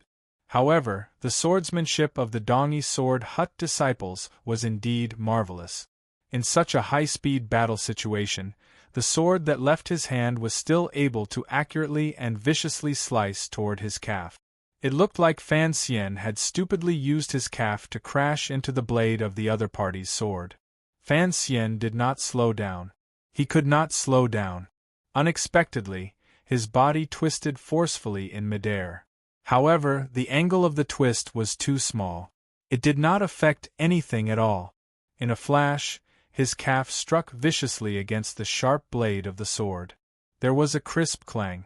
No one could describe their emotions when they saw this scene because Fan Xian's leg was not broken. On the contrary, it was the mysterious sword blocking his path that seemed to have been struck by a heavy hammer. It fell abruptly to the ground and rolled uncontrollably. Fan Xian's calf had been struck heavily. His entire body also rolled through the air. Now, he was facing the darkness of the plum garden, the only gap in the darkness that he could escape through. Right in front of the gap was an old plum tree. There were no flowers on the tree. There were only old and broken branches. Like a dragon's beard, it twisted and trembled endlessly. Fan Xian used his fastest speed to crash toward this old plum tree. As long as he charged through this gap, he would be able to safely enter the darkness. In the end, he had still underestimated the ace of the sword hut. 2 of the 4 9th-level swords had already come out. The other 2 had already silently calculated Fan Xian's path of retreat and arrived behind the old plum tree in the darkness. Fan Xian, who was crashing toward the old plum tree at high speed, narrowed his eyes slightly. A cold light flashed through them as he looked at the 2 green-clothed men behind the tree and the swords in their hands that were slowly stabbing toward the old plum tree trunk. The slow stabbing was just an illusion of time. In such a high-speed process, it was difficult for a human's strength to reverse the situation. The 2 swords appeared to be moving forward with an indomitable will and stupidly stabbing toward the air behind the old plum tree. Fan Xian knew that these 2 swords were very powerful and had accurately found that point. The point where the tips of the swords and Fan Xian's body would meet. Given Fan Xian's tyrannical martial method and the trajectory, he had forcefully increased his speed to crash toward the old plum tree. He would certainly come into the most intimate contact with the tips of the 2 swords. He thought for a long time. In reality, it was only for a moment when he rode the white horse past the mouth of the alley. The hard old plum tree trunk lay in front of Fan Xian's body. When it came into contact, it became soft like a steel bar had become soft to wrap around a finger. Fan Xian's momentum crashed toward the old plum tree. His body pressed the old plum tree forward. He was getting closer and closer to the tips of the 2 swords that seemed to have found an opening in the plum garden. No one could change any of this. In the next moment, Fan Xian would be pierced through the chest by these 2 wondrous swords. However, the old plum tree changed everything. The trunk of the plum tree slowly changed shape. The bark behind it had already been shattered by the 2 sword intense close at hand, but it did not break or shatter. It continued to block Fan Xian's body behind it. It was as if it did not want Fan Xian to receive any harm. The eyes of the 2 green-clothed disciples of the sword hut suddenly lit up. It was as if they were seeing something they had never seen in their lives. The plum tree had bent to the point where wood could bend, but it still did not break. Fan Xian's tyrannical momentum was clearly ruthless, so why had this plum tree not broken? The tip of the swords gently touched the trunk of the old plum tree. With 2 soft sounds, the sword intents moved up the tree and pierced toward Fan Xian's heart meridian. However, Fan Xian's tyrannical momentum had long ceased to exist. His entire person was like a leaf attached to the plum tree. It was as if he was a part of this old plum tree. Strangely, the plum tree bounced back, bringing Fan Xian, who was like a leaf, back. He just happened to avoid the 2 swords that the green-clothed disciples of the sword hut had been accumulating for a long time. With countless cracking sounds, the old plum tree, under the attack of the two green steel swords, turned into a sky full of splinters. Fan Xian was already flying violently back in the direction he had come through the sky full of splinters. Turning into a gray dragon, he swept past the completely unprepared aces of the sword hut behind him like a bolt of lightning. Viciously, he crashed into the wooden door of the courtyard and charged into the room. The two green-cloved aces of the sword hut behind the pieces of the old plum tree met each other's eyes. A strange light flashed through their calm eyes. They knew who had come. Other than a faint excitement, they couldn't help but feel a powerful sense of admiration. At first, it was as tyrannical as wild thunder. Once it touched the old plum tree and saw the hidden swords, it became as gentle as a cool breeze, gently brushing against the tree trunk. Going with the flow, it miraculously avoided the two swords of the sword hut. Using the force of the rebound, in an instant, the cool breeze once again became a ruthless hurricane. Unexpectedly, it crashed back into the courtyard where 13th Wang lived. The sword hut aces lying in ambush all thought that Fan Xian wanted to escape. No one had thought that his retreat, which he had been accumulating power for a long time, was actually an ambush for his final charge into the courtyard. No one had thought that Fan Xian would have the courage to not retreat when faced with the ambush of 4 ninth-level aces of the sword hut. In such a short amount of time, he had made such a complicated plan. He had even calculated the old plum tree in his path of retreat and the possible responses the aces of the sword hut might make.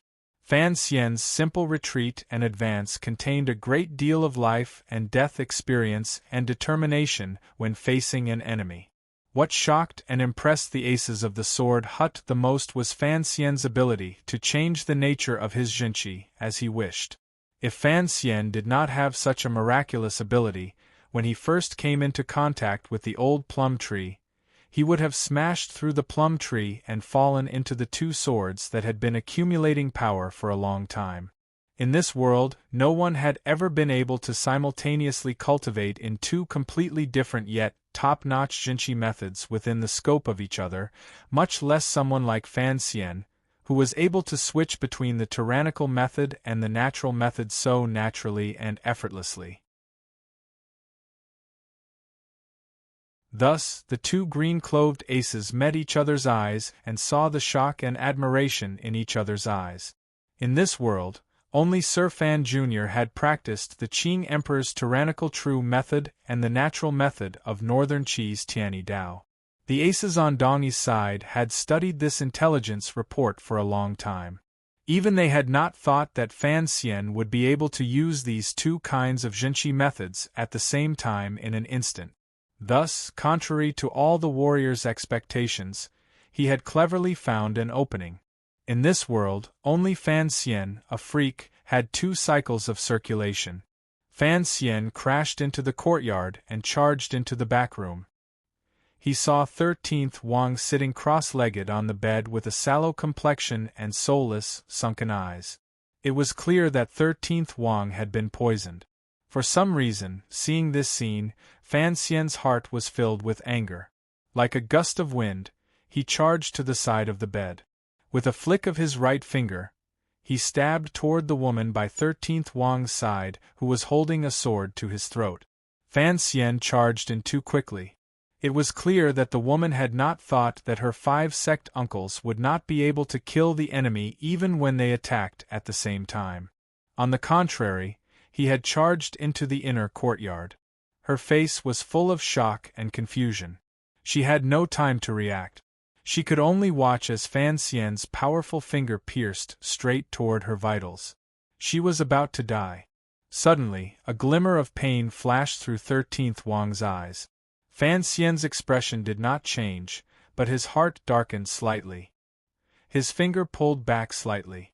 The wind in his finger deviated slightly and struck the female disciple of the sword hut on the left side of her chest. The female disciple gave a muffled grunt and fell onto the bed. She sank into unconsciousness. There was no time to say anything. Outside, there were still 4 ninth-level aces of the sword hut in pursuit. Fan Xian did not ask why 13th Wang had been poisoned. He only silently picked him up and stomped viciously on the bed with the tip of his foot. With a crash, the large carved wooden bed collapsed. Fan Xian's figure followed the direction he had come from and charged out of the courtyard. One retreat, one advance, and one retreat. Fan Xian's choice of direction 3 times in a row was very strange. It did not conform to common sense at all, and was completely outside of the Sword Hut Ace's expectations. The 4 ninth-level aces of the Sword Hut saw Fan Xian enter the courtyard. Their hearts were filled with fear, admiration, anger, and complicated emotions. They immediately calculated that he would certainly take their youngest disciple and break through the wall at the back of the courtyard to break out. They had not thought that Fan Xian would stupidly carry 13th Wang and charge out from the direction of the main door. The 3 ninth-level aces and the 8th-level disciple had already flown up like large birds toward the direction of the courtyard. They hoped to block Fan Xian's path in the shortest amount of time possible. However, while they were in midair, they discovered with unusual shock that Fan Xian had brushed past them on the ground and was charging toward the plum garden. The green-clothed swordsman with powerful sword techniques was shocked. With a loud whistle, he used his brilliant cultivation to forcefully turn around in the night sky. Kicking the moon in the sky, his entire body drew an arc in the air and stabbed toward Fan Xian's back. He was worried that 13th Wang was on Fan Xian's back, so the tip of his sword was aimed at the back of Fan Xian's head. Kicking the moon and stabbing through the air, this strike was free and at ease. Outside the front door of the courtyard, there was another green-clothed swordsman holding a sword with both hands. His expression was cautious. His elbows were slightly bent. Using the stance of a straight sword, he stabbed toward Fan Xian's face. It was still these 2 green-clothed swordsmen. It was still Fan Xian. However, it had become 2 green-clothed swordsmen attacking Fan Xian from the front and back. Fan Xian lowered his head and charged forward. It was as if he did not care at all about the strike that was stabbing toward the back of his head. His eyes stared viciously at the green-clothed swordsman at the door. It was as if he wanted to use his gaze to stab the other party to death. Right at this moment, an unexpected event occurred. Fan Xian's footsteps were like iron hammers striking the ground. With each step, smoke and dust rose into the air. In a flash, the smoke and dust had filled the area in front of the plum garden, enveloping his figure and that of the green-clothed swordsman in front of the door. The green-clothed swordsman flying through the air behind him suddenly realized that Fan Xian's body had become somewhat indistinct. His state of mind was not at all panicked. He continued to stab forward with his flying sword. Suddenly, he felt his left eye twitch strangely. It was as if he felt some kind of extreme fear. There was an additional shadow under the moonlight. Was it his own shadow? Fan Xian charged into the smoke. The black dagger was already in his hand. The sword light scattered. The green-clothed swordsman in the smoke also had his sword in his hand. The sword light scattered. Each of them focused on what was in front of them and did not care about what was behind them. They used each other's sword intent to the extreme. A glimmer of panic suddenly flashed through the green-clothed swordsman's eyes.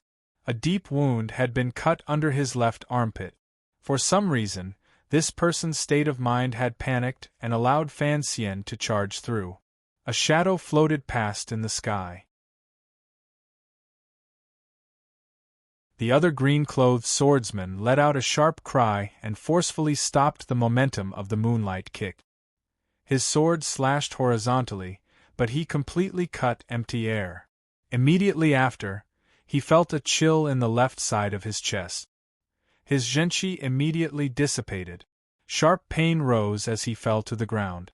The smoke dissipated. The 4 ninth-level disciples of the Sword Hut gathered in front of the plum garden. 2 of them were injured. The other 2 stood in a daze. Looking at the empty ground in front of the courtyard, they didn't know what to say for a long time. No one had thought that the 2 ninth-level swordsmen the Sword Hut was most proud of would be injured by the other party's sword in one move. They believed that even if Yun Jilin had personally acted, or if their youngest disciple had not been poisoned, he would not have been able to injure them with just one strike. What happened? A 9th-level disciple of the Sword Hut looked at the 3rd and 4th brother disciples sitting on the ground with a face full of shock. The 2 green-clothed swordsmen were the 3rd and 4th brother disciples with the deepest cultivation in the Sword Hut. The Sword Hut had 13 disciples, but 12 of them were 9th-level swordsmen. Among them, the 3rd and 4th brother disciples were the best of the best. They could not believe the scene they were seeing. The left armpit of the 3rd disciple of the Sword Hut had been cut by Fan Xian's black dagger. It was not a serious injury. However, his mind was already scattered, which allowed Fan Xian to carry 13th Wang out. The 4th disciple's injury was even more serious. A sword had pierced his chest. Fortunately, it had not pierced his heart, but fresh blood flowed. It looked terrifying. The 2 green-clothed swordsmen met each other's eyes again. There was no longer admiration for Fan Xian's strength in their eyes. Instead, there was true fear. The smoke is poisonous. They still had a big secret they had not said. Sir Fan Jr. of the Southern Court was a master of poisons. Dong Yi knew this. Even if Fan Xian's use of his feet to spread out the poison earlier was a marvelous skill, the 3rd disciple of the Sword Hut should not have been defeated by him in one move. Although the 4th disciple of the Sword Hut, who had kicked at the moon and faintly understood the essence of the Sigu sword, had been suddenly attacked by the assassin hiding in the shadows by the door to the courtyard, he should not have been injured to such an extent. The 2 green-clothed swordsmen slowly lowered their heads and digested the shock in their hearts. They knew this matter was too important. They had to report it to their teacher. Their defeat in one move earlier was not completely due to their strength. Rather, it was due to the shock that one strike and that shadow had given them. Fan Xian of the Southern Court knew where the door to the Sigu sword was. The assassin hidden in the darkness had used the most authentic Sigu sword. Furthermore, the sword intent was even sharper and more bloodthirsty.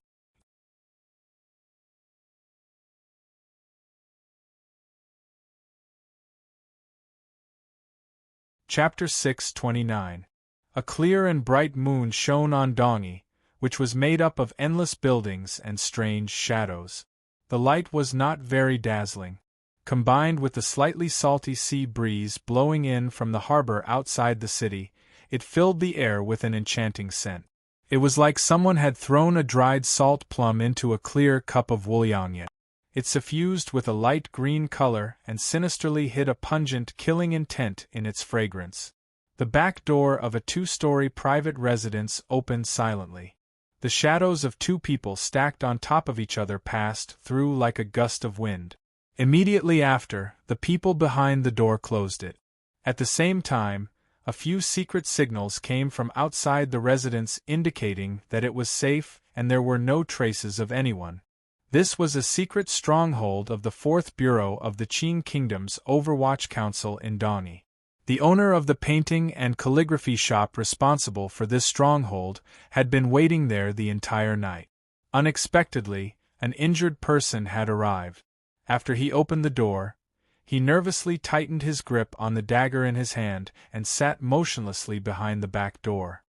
He carefully paid attention to the movements around the stronghold, making sure that if things went wrong, he would be able to call the police at the first instant. The moonlight spilling into the courtyard suddenly dimmed.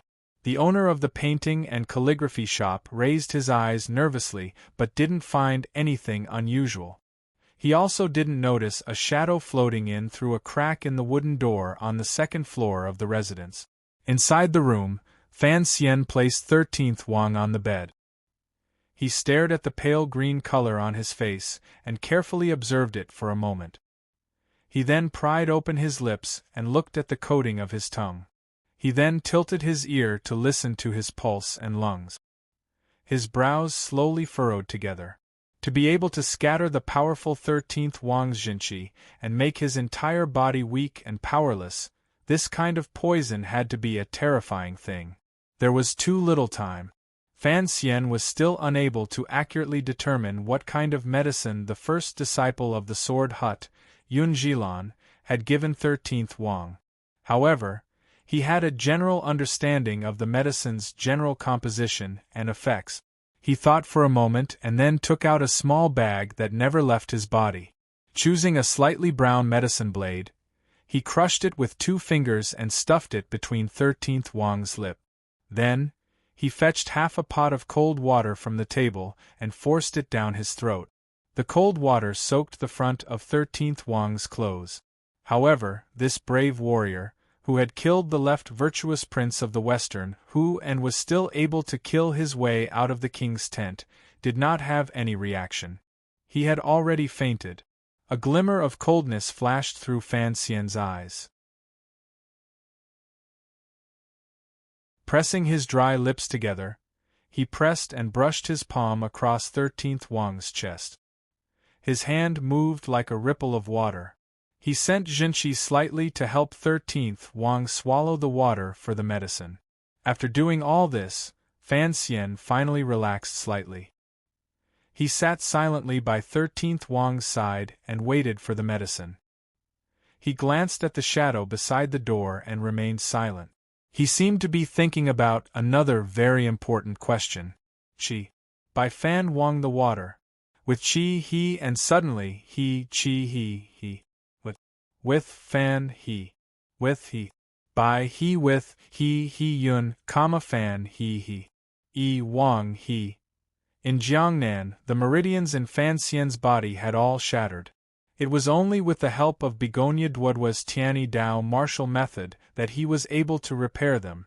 Although 13th Wang was deeply poisoned, his meridians were a mess from the invasion of poison, and one could faintly feel that his blood vessels were riddled with holes. He was at least much easier to treat than Fan Xian had been in the past.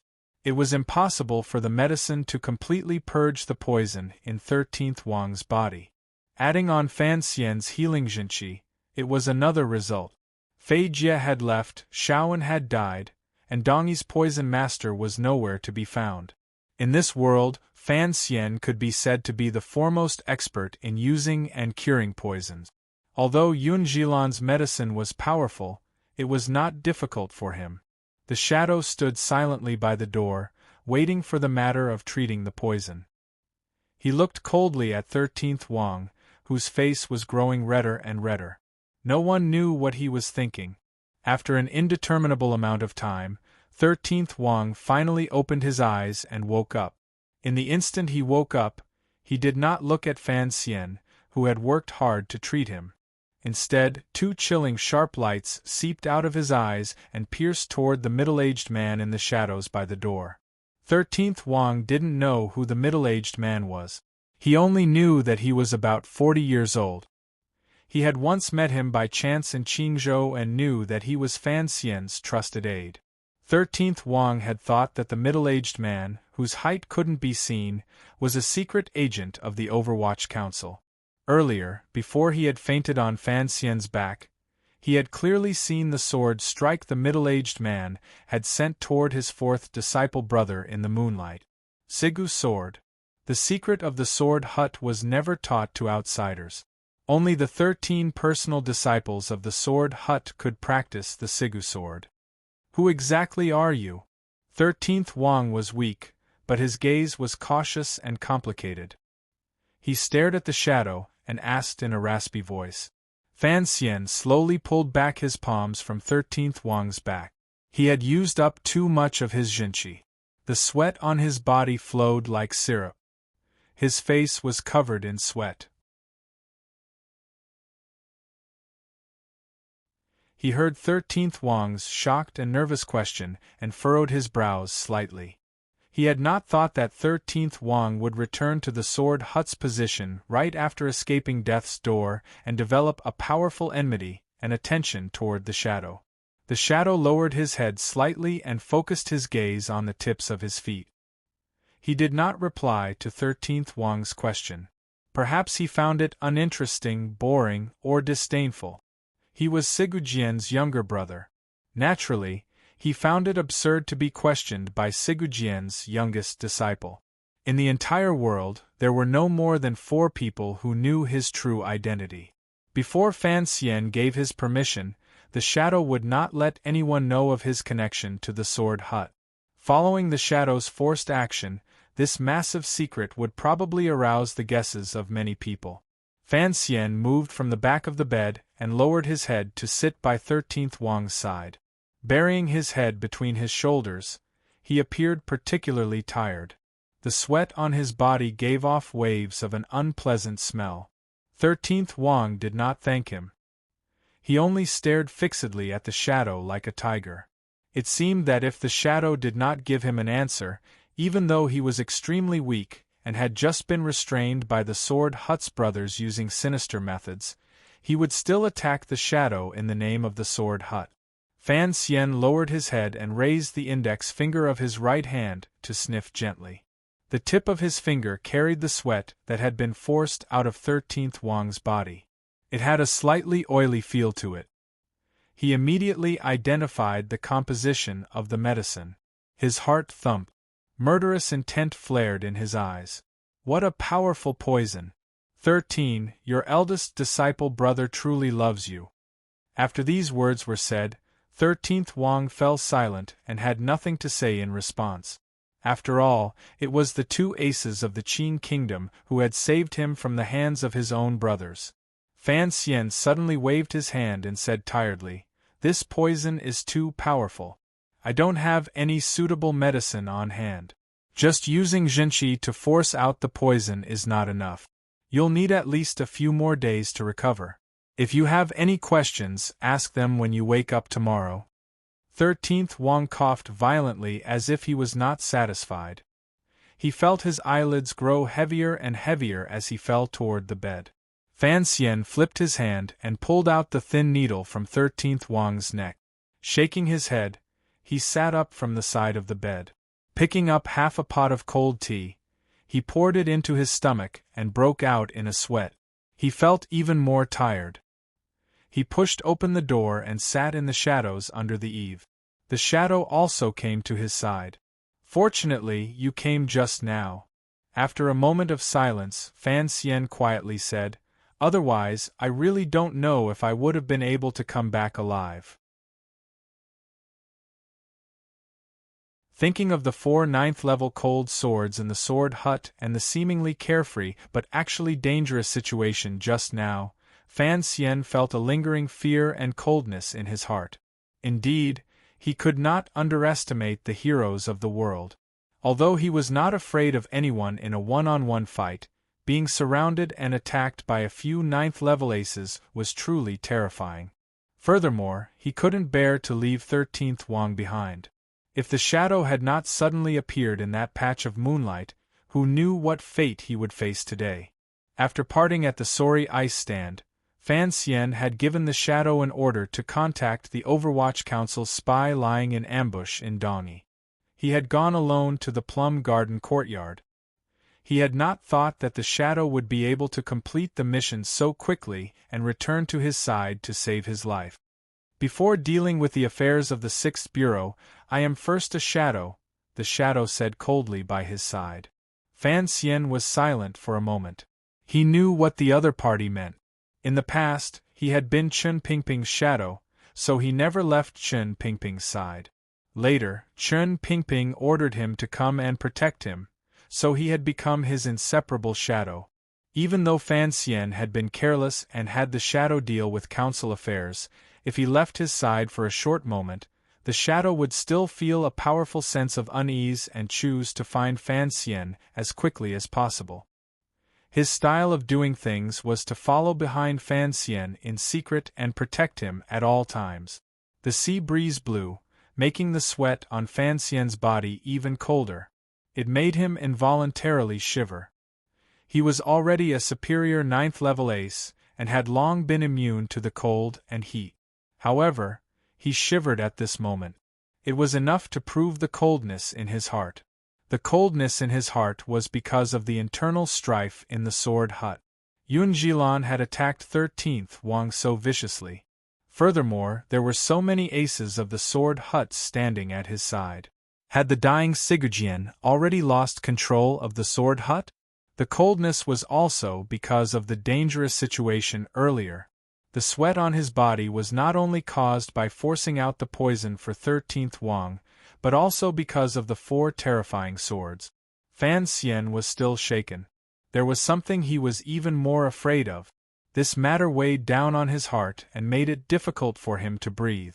Terror took over his entire heart and body. It was clear that the shadow knew what he was afraid of, so he also appeared to have an unprecedentedly serious expression. Sitting by his side, he didn't say a word. The scene made Fan Xian think of many years ago when he had first come to Jiangnan. Under the eaves of the Shazhou Inn, he and the foremost assassin in the world had sat side by side. Although their conversation was not joyful, they had gained a great deal. Now, they were sitting next to each other again. Both of their moods were heavy. "Why didn't you kill that sword hut ace just now?" Fan Xian's voice had become dry because of his nervousness. They had 4 9th-level aces. We were able to pass through them in one move by catching them off guard and using sword intent to intimidate their state of mind, the shadow said with his eyes closed. Even so, I could only seriously injure one person. You didn't truly injure the 3rd prince. If they had come to their senses, perhaps we would have been able to escape, but we still wouldn't have been able to kill them all.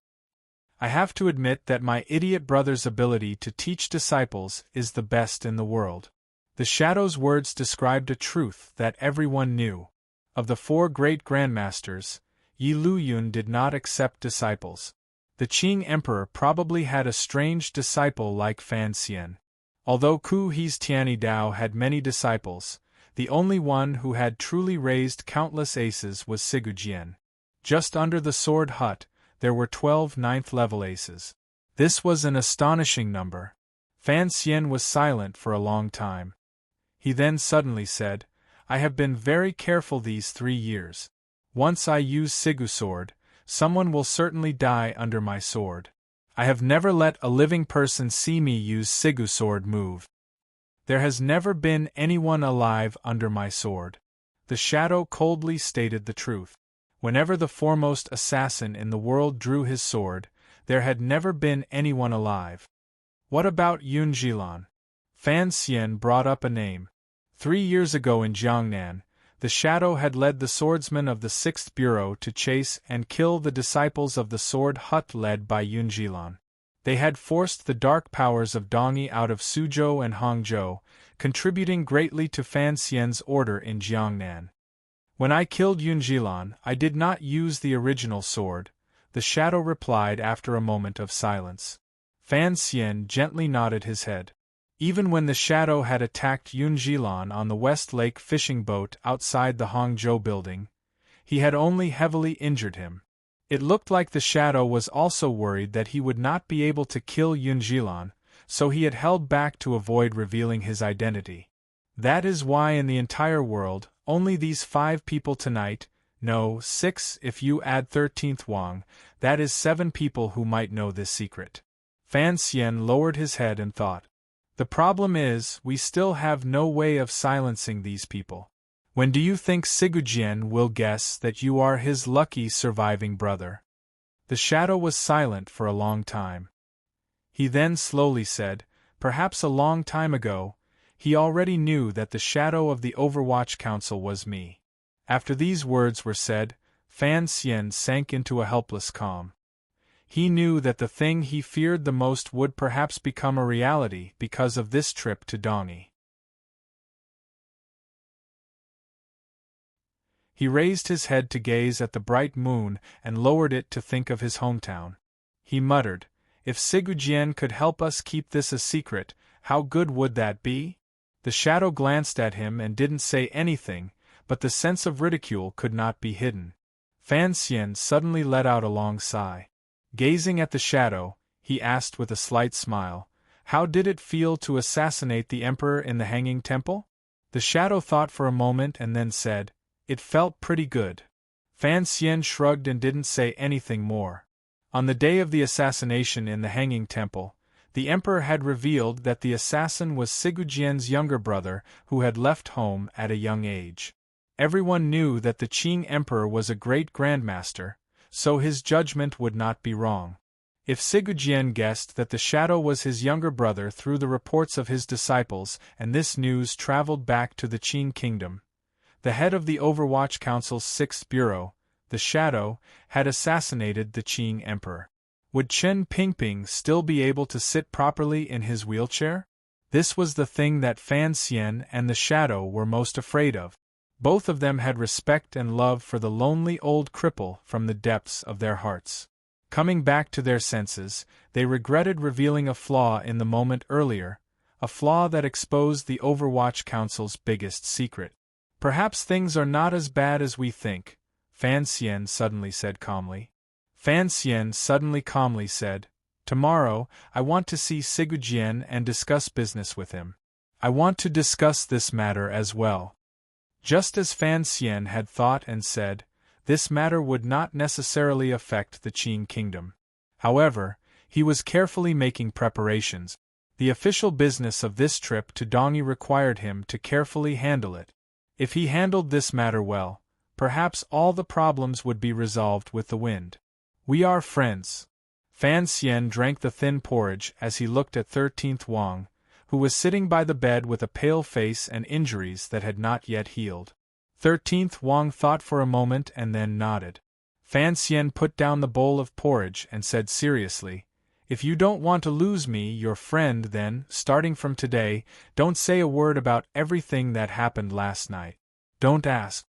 13th Wang nodded his head again.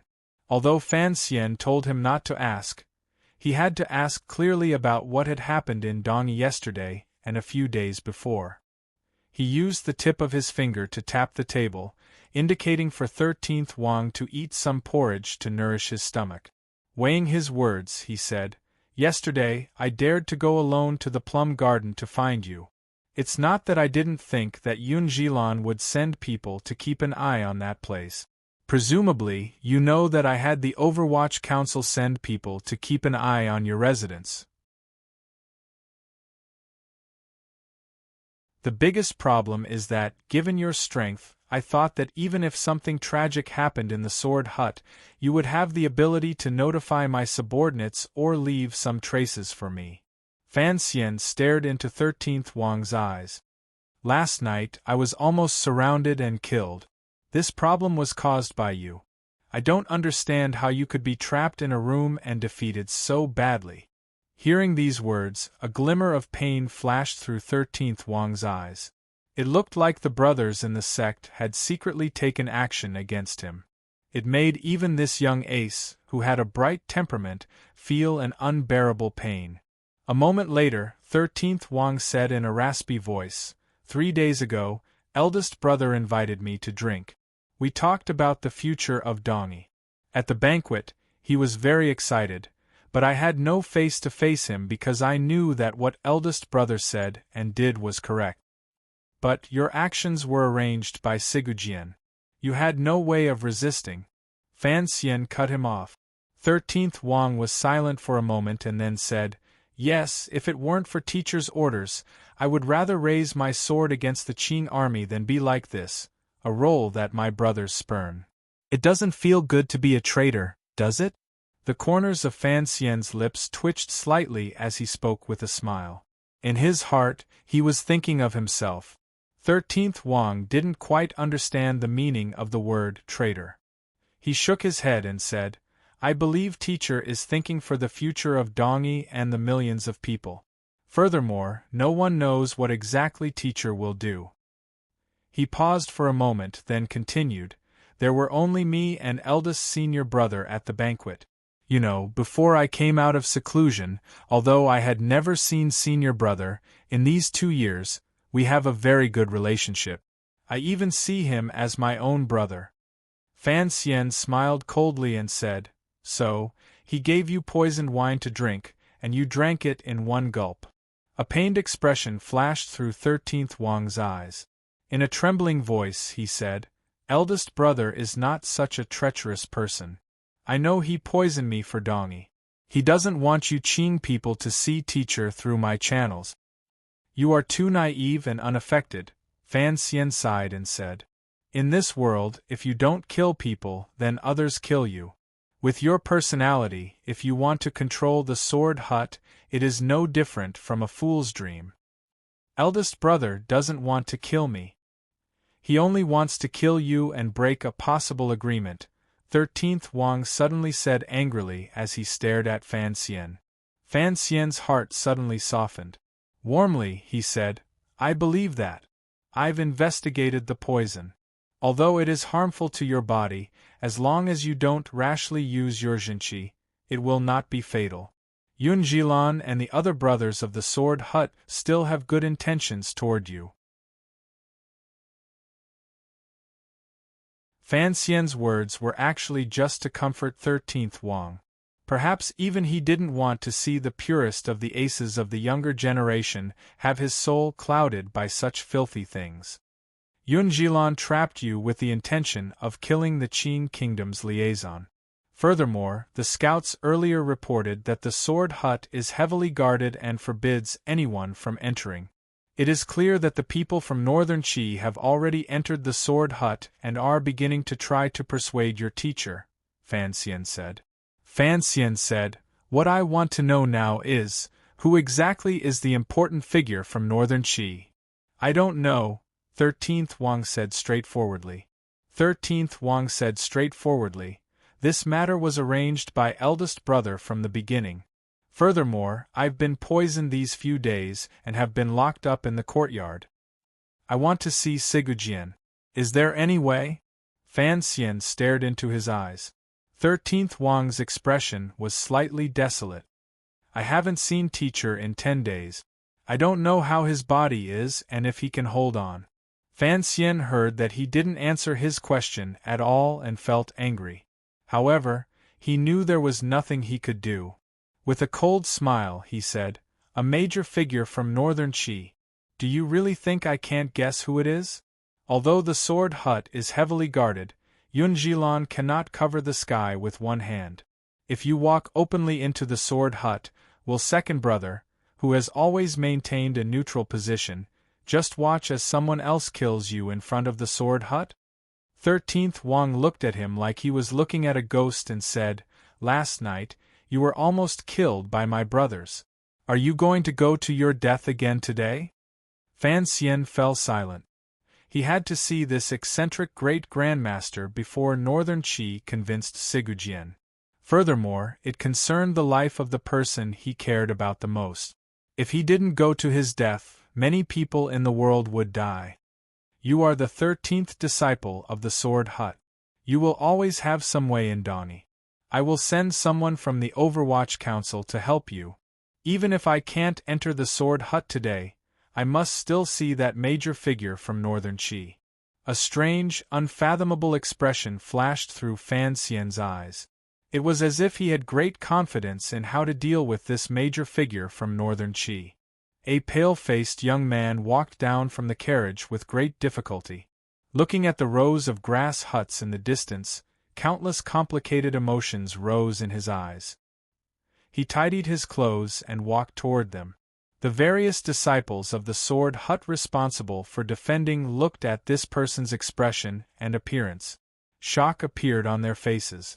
Some people unconsciously stretched their hands to their waists and gripped the hilts of their swords, but no one dared to make the first move. Someone called out in a slightly dry voice, Uncle Disciple, Teacher has ordered that the Patriarch is cultivating in seclusion and is not to be disturbed. Gradually, people came over and surrounded 13th Wang in the center.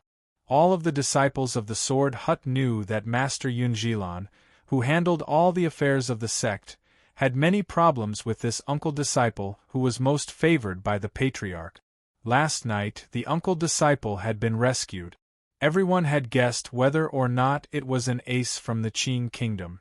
No one had thought that with the sun in the sky, the uncle disciple would walk to the door of the Sword Hut like this. Everyone was nervous. They didn't know if they should immediately take him down or what. 13th Wang took a deep breath. His expression was calm but filled with boundless determination. Just like this, he walked step by step toward the sword hut. Then, he saw a person he wanted to see a lot. Lowering his body in a bow, he said, "Second brother, I want to see teacher." The second sword of the sword hut did not participate in this matter. He looked at 13th Wang with a glimmer of pity and quietly said, "Brother, go back." Just as there was chaos in front of the sword hut, a person silently slipped through the shadows at the foot of the mountain outside a quiet and secluded courtyard at the back of the sword hut. The attention of the disciples of the sword hut was completely drawn by the valiant appearance of 13th Wang. No one noticed this. This quiet and secluded courtyard was used by the sword hut to receive their most honored guests. However, that guest was inside the sword hut, so the defenses of the courtyard were not very strong. The figure easily passed through.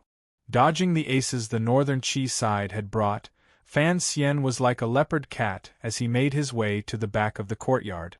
Smelling the faint fragrance that he would remember for the rest of his life, he came to a room and floated in. Looking at the woman facing the mirror who was wearing yellow flowers and relaxing the resentment of a serving girl, he couldn't resist smiling. He walked up behind the woman and bent down to gently blow a breath of air into her ear. With incomparable frivolity, he said, "Lily, do you miss a man?" The woman's entire body shook. Looking at her charming, resentful, and incomparably beautiful self in the mirror, as well as the unforgettable face next to it that was no less beautiful than her own, she was so shocked that she couldn't say a word. Sir Fan Jr. It had been a number of years since she had seen the owner of that face. Why had he appeared so mysteriously in Dongi, beside the sword hut, and by her side? See, Lily abruptly turned around. Her eyes were wide with fear as she looked at Fan Xian, who had appeared beside her like a ghost. She opened her mouth but forcefully suppressed it. She didn't make a sound. Her flowing and gentle eyes were filled with shock. Fan Xian was very satisfied with this woman's behavior. He smiled slightly and quietly said, "Looks like he really dotes on you.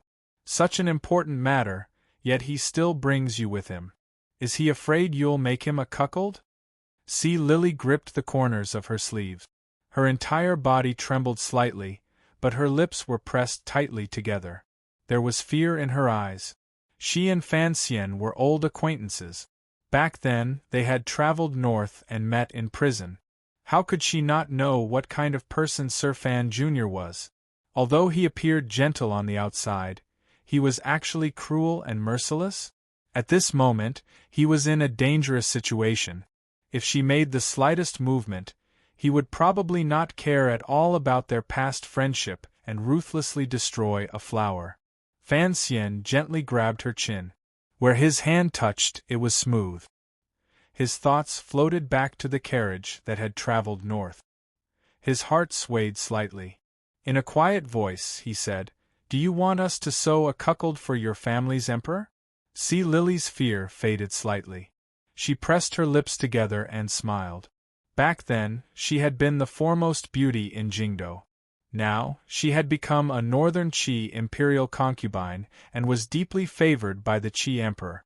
She had been influenced by endless nobility and had become even more beautiful. With this smile, her eyes flowed like water. It was very alluring. Fan Xian also smiled.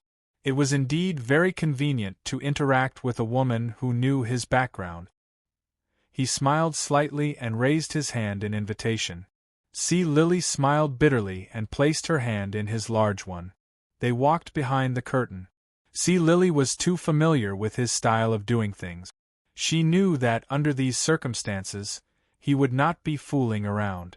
He only wanted to borrow her room to wait for the person he had been waiting for. For some reason, when her hand was placed in Fan Xian's warm hand, she let out a long sigh in her heart. It was as if she had fulfilled a long-cherished wish of many years and was incomparably satisfied. In that instant, she had not thought about whether or not that person would encounter any danger when he returned in a moment. After a long time, or perhaps it was very short, a wave of hurried footsteps came from outside the room. A very young man entered the room under the protection of many people. This man's eyebrows were like two swords, and his eyes were like the ocean. He wore plain clothes with a bright yellow sash tied around his waist. He walked with a majestic gait and a natural aura. "Your Majesty, Lady Lily is not here. Perhaps she has gone to play in the garden," a eunuch disguised as a servant reported in a sharp voice. The young man seemed to have something troubling his mind. He made a light sound of acknowledgement and sat down on a chair. Out of habit, he crossed his legs. A eunuch had long taken off his boots. "You're tuning in to the Phoenix Nights YouTube channel. Don't forget to subscribe and join us on this journey to catch the most captivating stories."